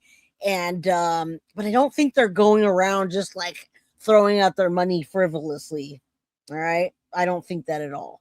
I believe A or T had the power of attorney, but I heard she was going to change it, which triggered this all allegedly. All right, what if she's buried under? That's what I think. I don't think that they buried her, so to speak. I'm looking at the brush back there and comparing that to Gilgo and thinking, man, they just tossed her out there. That's just my thoughts. Typically, I mean, unless they've put a body in Arizona somewhere very disturbed, because like my yard, would have been dug up for the cover pool your and face. soils brought in and so forth. I would really think that would be a misnomer, because it's really very, very difficult to dig in this type of soil, as far as I understand. So you're saying in an area that's already been disturbed, where like they've dug for construction or something, that might be easier, but just out, like when we're driving out in the desert. Yeah, that's interesting. I mean, her friends talked about her going, so I really do believe, Marcy, that she absolutely made it home that night. I wish they found Nancy Guthrie's body. That's what they need to do, is go, in my opinion, Lynette, and welcome. I think that they need to really go out there and do a search, because if this lady is correct, which I'm sure she is, right? She's telling us about the area, particularly here, and how the ground would be hard, almost like concrete. Okay. So if that's the case, and I think Nancy's closer than we think, then yeah. All right. Shout out. Thank you, B-Girl99. Happy Friday. Very happy Friday to you. Also, people with nice finances have, yes, they have trust funds and living trusts. Any person must be careful who they give power of attorney to. The person could clean out your possessions. Well, it's harder than that when you have trust funds and living trusts. And yes, you should always be careful of who you give power of attorney to, right? That's why most people give it to their kids. But we don't know. We don't know what that situation is. Yeah, we're talking about, could she have been cremated too? I thought about that. They're going to talk about that. That's the area where it'd be like impossible almost to dig. Yeah, unless you had a skid steer or something. Yeah. And how long ago did you guys leave the pig when you moved it after the 5 weeks? I mean, how long has the pig been in the other spot? There you go. Thank you. This is a long time ago. We did it in 2003. Okay, so it's been a while. Yeah, we actually received a small internal grant from New College. Thank you very much, New College, to redo these experiments and do a more consistent time course. And so we're actually in the middle with several undergraduate students and also a student from Maricopa County Community Colleges, Glendale Community College. We're in the middle of re-performing the experiment with many more time points. And we're also collaborating with a statistician as well to help us do some time series analyses. So with more pigs? More time points and more pigs. Yeah. Okay. Have you started that yet? Yeah, we started it month and a half ago. So the pigs were already out? Yeah. Mm-hmm. In clothes? Yeah. Oh, okay. Yeah. I mean, the reason why you clothe them is, because we are also interested in the decomposition. And so the clothing, many times individuals are clothed. And it actually turns out something very interesting. I recently learned, this is not something that I have done, but. Did they actually put lipstick on the pig too, so that when the pig is covered with clothes and we get the decomp rate that they have lipstick on, right? Because many times, I can't even be serious about that. If they put lipstick on the pig, then they'll be able to evaluate women that wear lipstick and dress up like a pig. And then anyway. Oh my goodness. I do love this talk though. I love hearing about this. Clothes themselves can leach chemicals and elements into the soil. And depending on what an individual is wearing, you might be able to get an elemental or chemical signature from those clothes. What do you mean by that? For example, if you are looking at That's what I'm certain saying. Types of synthetic fibers as they break. That's exactly what Kat, that is exactly what I'm thinking. And again, this note came out a long time ago. They just told us about it. And I absolutely feel like that was a sort of clue, so to speak. All right, they did it. I just peed. Hyper Kimberly. We know we're going to have her back, huh? We're just making her knock off her chair. Put lipstick on a pig. It's still a pig. Break down, they would leave certain chemical traces in the soil, that you would never see. Can't be. So you could actually trace someone being somewhat left in the desert somewhere. And well, I wouldn't imagine Tommaso. I don't even know if Tommaso is a felon.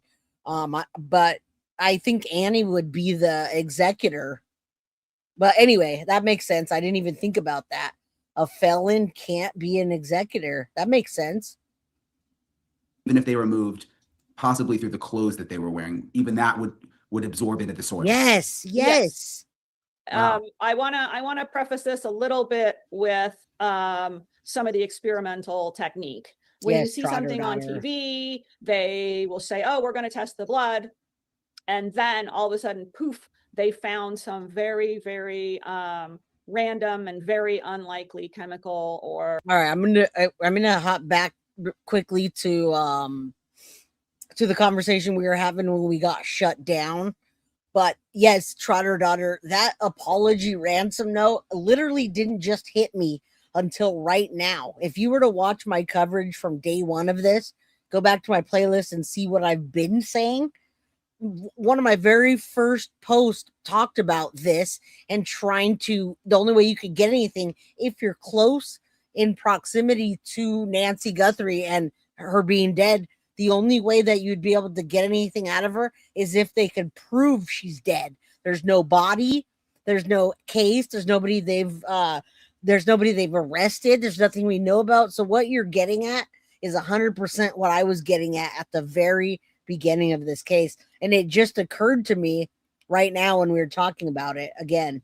Pretty pig with lipstick. All right. It says 131 about what? Jay, I'm gonna email you. This is my thank you, Kawasaki. I appreciate that. All right, let's go back to this. And then thank you guys for hanging with me today.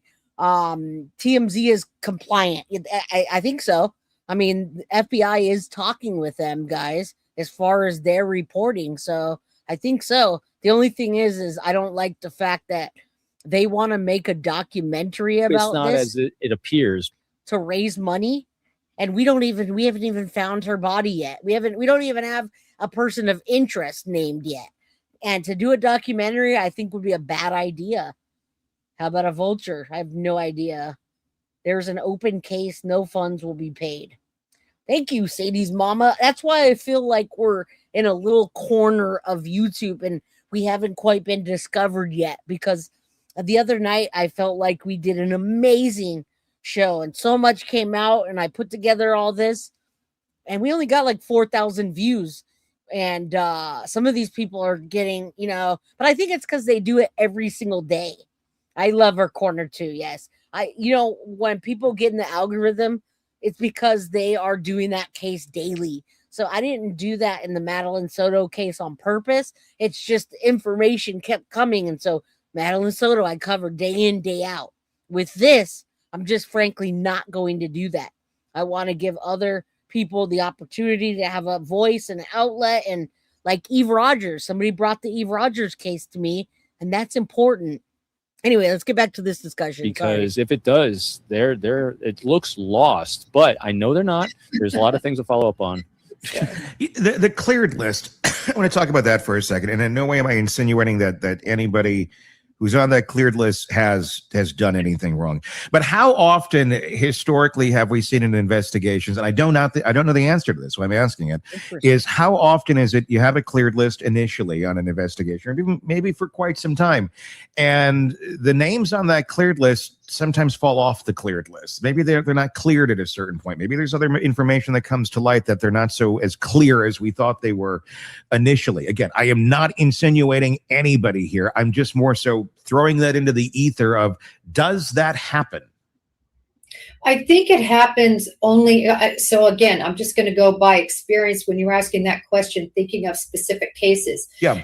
And where I can think of it very specifically are in gang cases, where, for instance, we know that it's one of these, say, 5 or 6 characters. We think it's this one, and then we get better information and turn to another one because the information is stronger, right? Because their descriptions were alike. I mean, she can't be biased on what she's talking about here. She's being very frank with us about that. And there should be no cleared list, right? But she's biased, in my opinion, on this case, because she's biased in telling us to stop talking about A and T because they're cleared, and they have not been. Nobody's been cleared. All right. The FBI only had one opportunity to file the DA. Every part of the invasion has to be, and they messed that up, right? All right, let's continue. Fishnet stockings would be cute. You guys are funny. The availability to commit the crime was similar. The motive was similar, right? So I've seen it in that general context, but I've never seen it in something like this, where basically you're trying to figure out inner circle, like in a murder or in a kidnapping, inner circle out, and you clear. That is much easier than the times I know where we've had to go in a different direction. All right, and I apologize, guys. So here's what I know a lot of our viewers have been saying that TMZ put out another note recently, like today.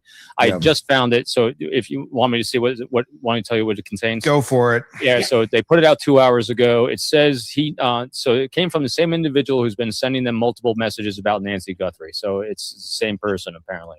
He says he knows who the kidnappers are and can lead the FBI directly to him. He's demanding 1 Bitcoin in exchange for that information. He claims only 2 people are directly involved in a kidnapping. He says he has video of Nancy Guthrie with the main kidnapper on what was probably her last day alive. He also claims to have names, addresses, and phone numbers of the people involved. The video is stored on the phone that is currently turned off and hidden in a secure secret location that is easy to find if you know where to look. He provides a new Bitcoin address. Previous one he gave them is no longer working. There you go. That's what just came in 2 hours ago. Boom. And it's hidden in a box of Rice Krispies. The coin is the now thank you. Cuff, you left us with something too, and that's awesome. I don't know if you guys have heard of the Midwest Pundit. All right, this person is a digital creator, personal blog.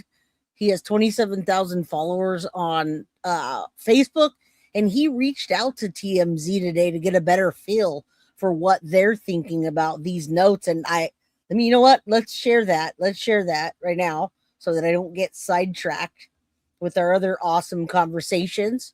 All right. What are other Foxy boxes that are coming out, by the way, ladies? And hold on, let me do this real quick. What's the next Foxy box theme? Foxy and Synth. Okay, let me read this to you real quick. Came out 4 hours ago. The Midwest Pundit. He's a blogger, whatever. The biggest update in months 4 hours ago, and we still don't know shit. Rampant speculation sweeps through TMZ. I promised I'd dig a little deeper, so I reached out to a contact at TMZ to get a better feel for what they're thinking about the latest email. Let me double check that I have that up there real quick. Okay. All right. Let me get back to that. From what I was told, opinions inside the newsroom are all over the place. Nobody is pretending they have the answer, but there are a handful of theories that keep coming up. The most interesting one to me had nothing to do with Bitcoin, According to my contact, there's a surprisingly vocal group that believes the email was written by a woman, not because of the forensic evidence or some secret information, but because of the tone of the message. Their impression is that it reads more like someone with a personal connection than a random scammer. And I agree 110%. I don't think any random scammer would try to throw an apology and soften it. If they were trying to hurt Savannah, they would say something like, the bitch is dead. You remember Gypsy Rose? When Gypsy Rose, after her and Nick Godejohn killed their mom, she posted on Facebook, the bitch is dead. All right. If they were trying to hurt Savannah, why would they soften the blow and not ask for anything? It just doesn't make sense. All right, let me finish reading this, but all right, the theory goes to the writer. The writer could be an ex-wife, an ex-girlfriend, or another former romantic partner of somebody involved in the crime. Maybe somebody carrying a grudge, maybe somebody looking to profit, or maybe somebody who just knows enough to make the email sound believable. To be crystal clear, that's simply a theory being debated in the newsroom, not something supported by publicly known evidence. Others think that giving the writer way too much credit, and their view is that it's probably a straightforward scam. After all, there's $1 million reward. Why demand a single Bitcoin that's worth only roughly 60,000? The math doesn't exactly scream confidence, and they're holding the key to the biggest break in the case. There's one other possibility being discussed. A few people believe that the writer could have been a peripheral participant in the crime, perhaps even the getaway driver or someone with secondhand knowledge of what happened. And that's what I think. Again, that's speculation, not reporting. It just illustrates how wide the range of opinions are. And yes, one small contingent even joked that Harvey was somehow orchestrating the whole thing for clicks. My contact laughed at the theory. They laughed the theory off immediately, telling me that Harvey was genuinely excited when the email arrived and was hoping it's the real deal. Why? Because in my contact's words, they're getting tired of trying to turn old news into new news. I can honestly understand that sentiment 100%. Does any of this tell us who wrote the email? Not even close. What it does show is that people looking at the same information are reaching completely different conclusions. Until investigators uncover something concrete, everything beyond the existence of the email is just people trying to connect the dots. And that I agree with 110%. That's what we're over here doing. Something clicks, we come back, we have a theory, we think about it, we hear this, come back. It's not a bombshell, but I figured you'd appreciate a little behind the scenes context from inside the TMZ newsroom. Pundy out, right? So that's Pundy, the Midwest pundit. You can go sub up to him on Facebook. I'm not a big Facebook user at all, although I do have a page. So if you guys are interested in that, Cuff, you sent that over to me. And we're going to finish up our other conversation. How's everybody doing? We sore from laughing. You guys, you can't laugh at true crime, they tell you. Is the prize that you get out of it. I mean, and TMZ said they forwarded it to the FBI. Good. Yeah. I mean, what do you think? I mean, yes, it sounds like it's somebody who's communicated with TMZ quite a bit, but does that mean anything? You know, that I need to look at that and digest more. I know. Spicy Janet. I got to digest it more. Definitely to look at it. And I saw that coming up in bold, which I appreciate whatever viewer, pointed that out. Yeah. And thanks for following up. But because I was side-eyeing it going, oh, great. What note now? Yeah. That's what I'm here for. Yep. That's what I was researching. Yeah. I figured, and then I saw you over there and I said, yeah, again, guys, we didn't even know until, I didn't know, but I also did not see a headline that says breaking news. 2 more notes came out because it just followed one after the other and kind of got lost in translation, in my opinion. Even in my title of the episode, you'll never be able to tell that there were 2 notes that came in today, right? There's only so much you can capture. Now, eye surveillance. You know, someone talked about that earlier about the 520 area code number in Tucson. Went to a legal firm. The others were random people. Interesting. Now, that doesn't really mean anything that the area code's 520. And I only say that because I have a Google, you know, when we do the call-in shows, okay? So we do the call-in shows and I use a Google VoIP kind of number, voice over IP. I can pick whatever area code I want. I could pretend like a 520 area code, or I can do a 408 area code, which is San Jose. So I don't know that really matters. I think it's going to be the IP address and where it's connected to and which cell phones pinged on the tower that night in the area. Bacon and pork chop. I have the actual phone number. Interesting. What happened with the phone number? Let me go a little bit forward. Money in the wallet. If you're going to get a tickle the wire. I mean, it's like if you're going to have a mouse trap, you got to put cheese on it. You don't just put the trap out. It feels like that's kind of what happened here. What was that a misstep on the part of whoever is behind that with the FBI? Or, you know, I mean, hindsight's 20/20. What's your thoughts? I truly think that wasn't to do anything other than to see if it operated and worked, and if they did a Bitcoin transfer, that it would work. The amount is really odd. I had always heard 300. Where are you getting 152 from? Did TMZ say 152? That I got yesterday or 2 days ago when I was on with Nancy Grace.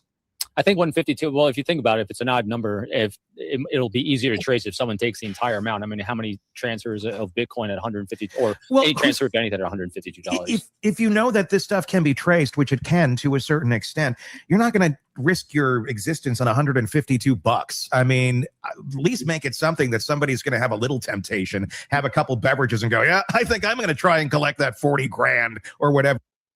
Yeah, I mean, I think they should have done differently, but I don't do that all the time. Every single time they say tickle the wire, it does.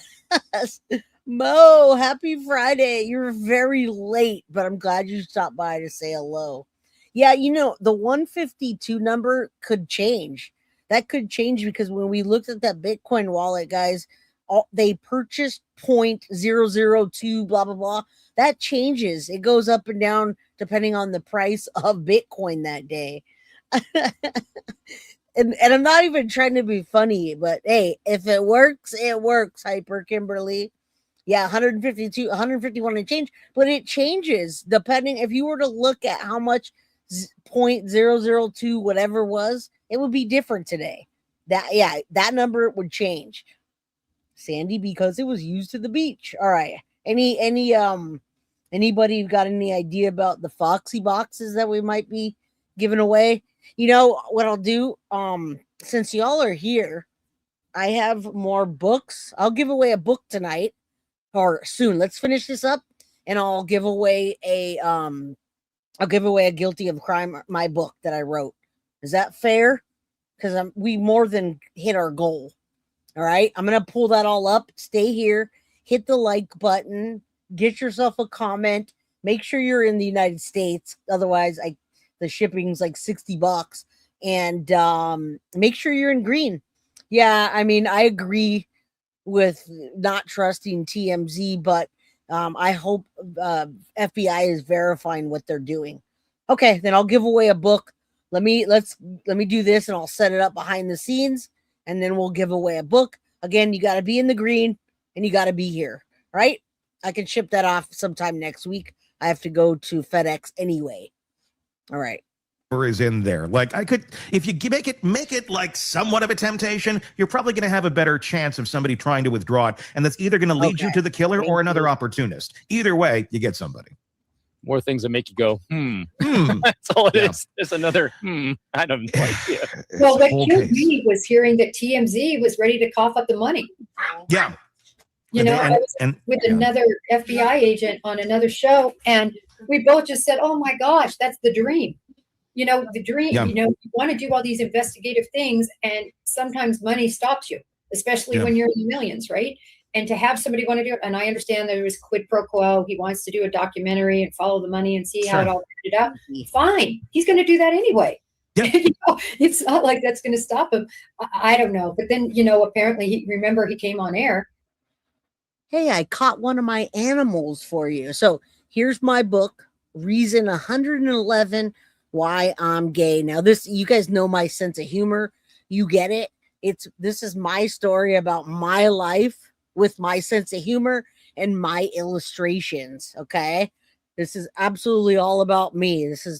But it also helps people to understand what goes on in the life of, when people say, how did you have 2 kids when you're, well, you want to know all that stuff? Get this. And it tells you everything, all the weird stuff that you wanted to know, but you never want to ask that gay friend.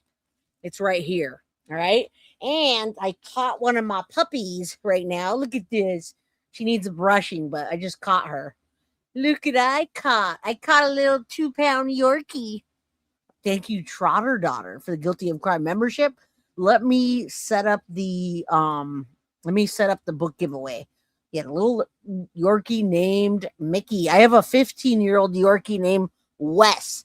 His full name is Wesson, like Smith and Wesson. We got him the same week that I had bought my Smith and Wesson, so I named him Wesson. Yes, I illustrated the book. Those are my illustrations. I had some people helping me, but their names are on there. So yeah, the whole thing's illustrated, guys. And again, it's for adults only. All right.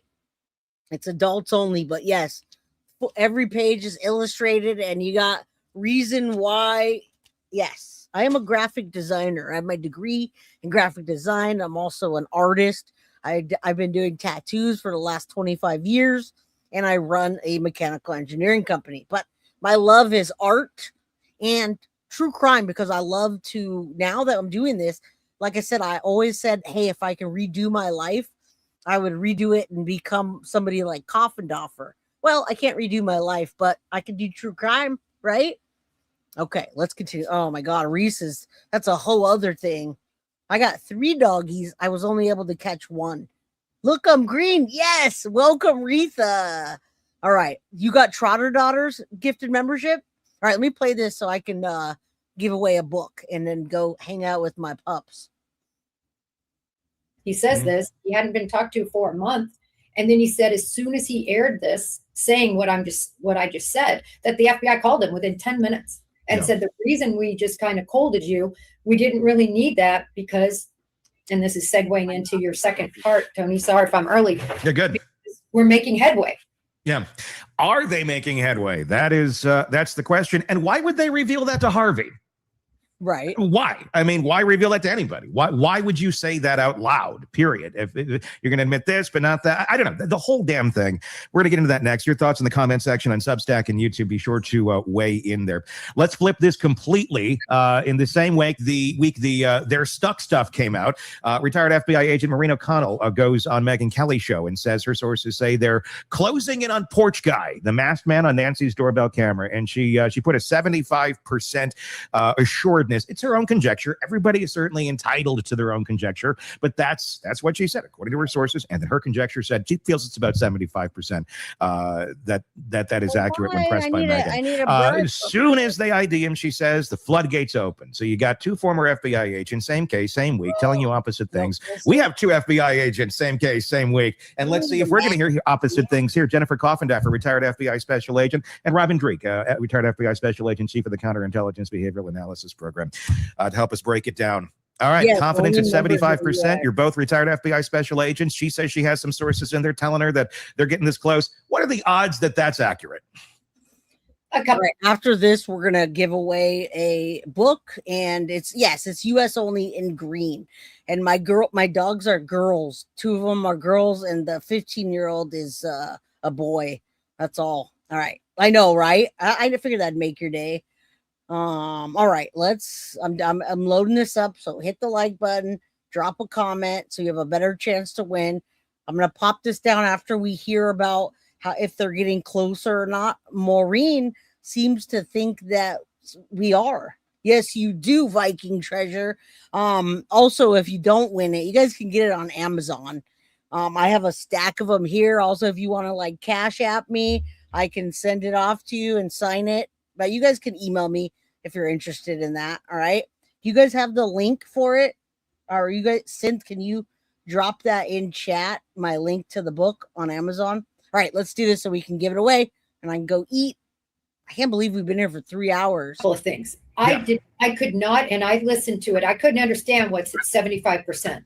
Is it 75% that they're getting closer to making an arrest? I think her confidence level that they're 70, that they're going down a path that they're closing in on Porch Guy. She's about 75% sure, if I'm understanding her conjecture correctly, that they're getting close to closing in on Porch Guy. So her assurity is 75%, not the okay. I don't think that's from the FBI. That's her own interpretation of her source. I'm just going to be honest, and I have nothing against this woman. Sure. Never met her. Don't know anything about her, except former FBI came in around my similar time frame. Right. I was confused with that 75%, so that bothered me. Mm-hmm. And then secondarily to that, and again, this is with all due respect to her, I don't understand any FBI agent. I understand media because that's their job to find sources. I don't understand any FBI agent or any law enforcement person, retired or not retired, coming in and talking about sources. We all have sources. We all have people telling us things. And wow, somebody sounds mad. Cough. Take one for the team here. You came out with your sources too, didn't you? Or was that? No, that wasn't her. That was freaking Ashley Banfield. Interesting. All right, that's awesome that you have it on the table. I think that's what it's for. As long as you don't have kids around opening the book, it's for 18 and over, my friends. Thank you guys. All right, we're gonna drop this down. She sounds a bit agitated that other people have sources. I do like Cough as a person. And remember, we are here for the justice and to find Nancy Guthrie and bring her home. All right. We hopefully more things come out next week and we're able to finally get something that we can find out that's new. She does seem kind of pissed, right? Know what? What? You have my number. Book for members only. Yeah, I know. I don't know what you're saying. Justice for Nancy. No, Jay, the book's Jay's book yeah, okay. She's just being silly. All right, guys, I'm about to drop this down. We've been here for such a long time. I can't believe it. All right, here we go. 238 still watching. Why are they not? No, don't tell me they're not going to do this. Hold on. All right, let me try something else. Technical difficulties. All right, we're not on Instagram. We want a YouTube giveaway. And let's go on here. Close that out. All right. I don't think it's working, guys. Oh, there it goes. Yay. Okay. All right, guys. Fingers crossed. All right. Let's hope the first person that can win this does win this. All right. Love you guys. Happy Friday. Kawasaki already has my book. So Kawasaki, are you okay if we go to the next person that doesn't have it? Or do you want another one? Hey, Tucson girl, good to see you. Yeah, it feels like that. It doesn't add up, lazy days, and that's the problem. All right, I'm going to redo that because I know you have one and you just told us. So let's go back and redo it. Sorry.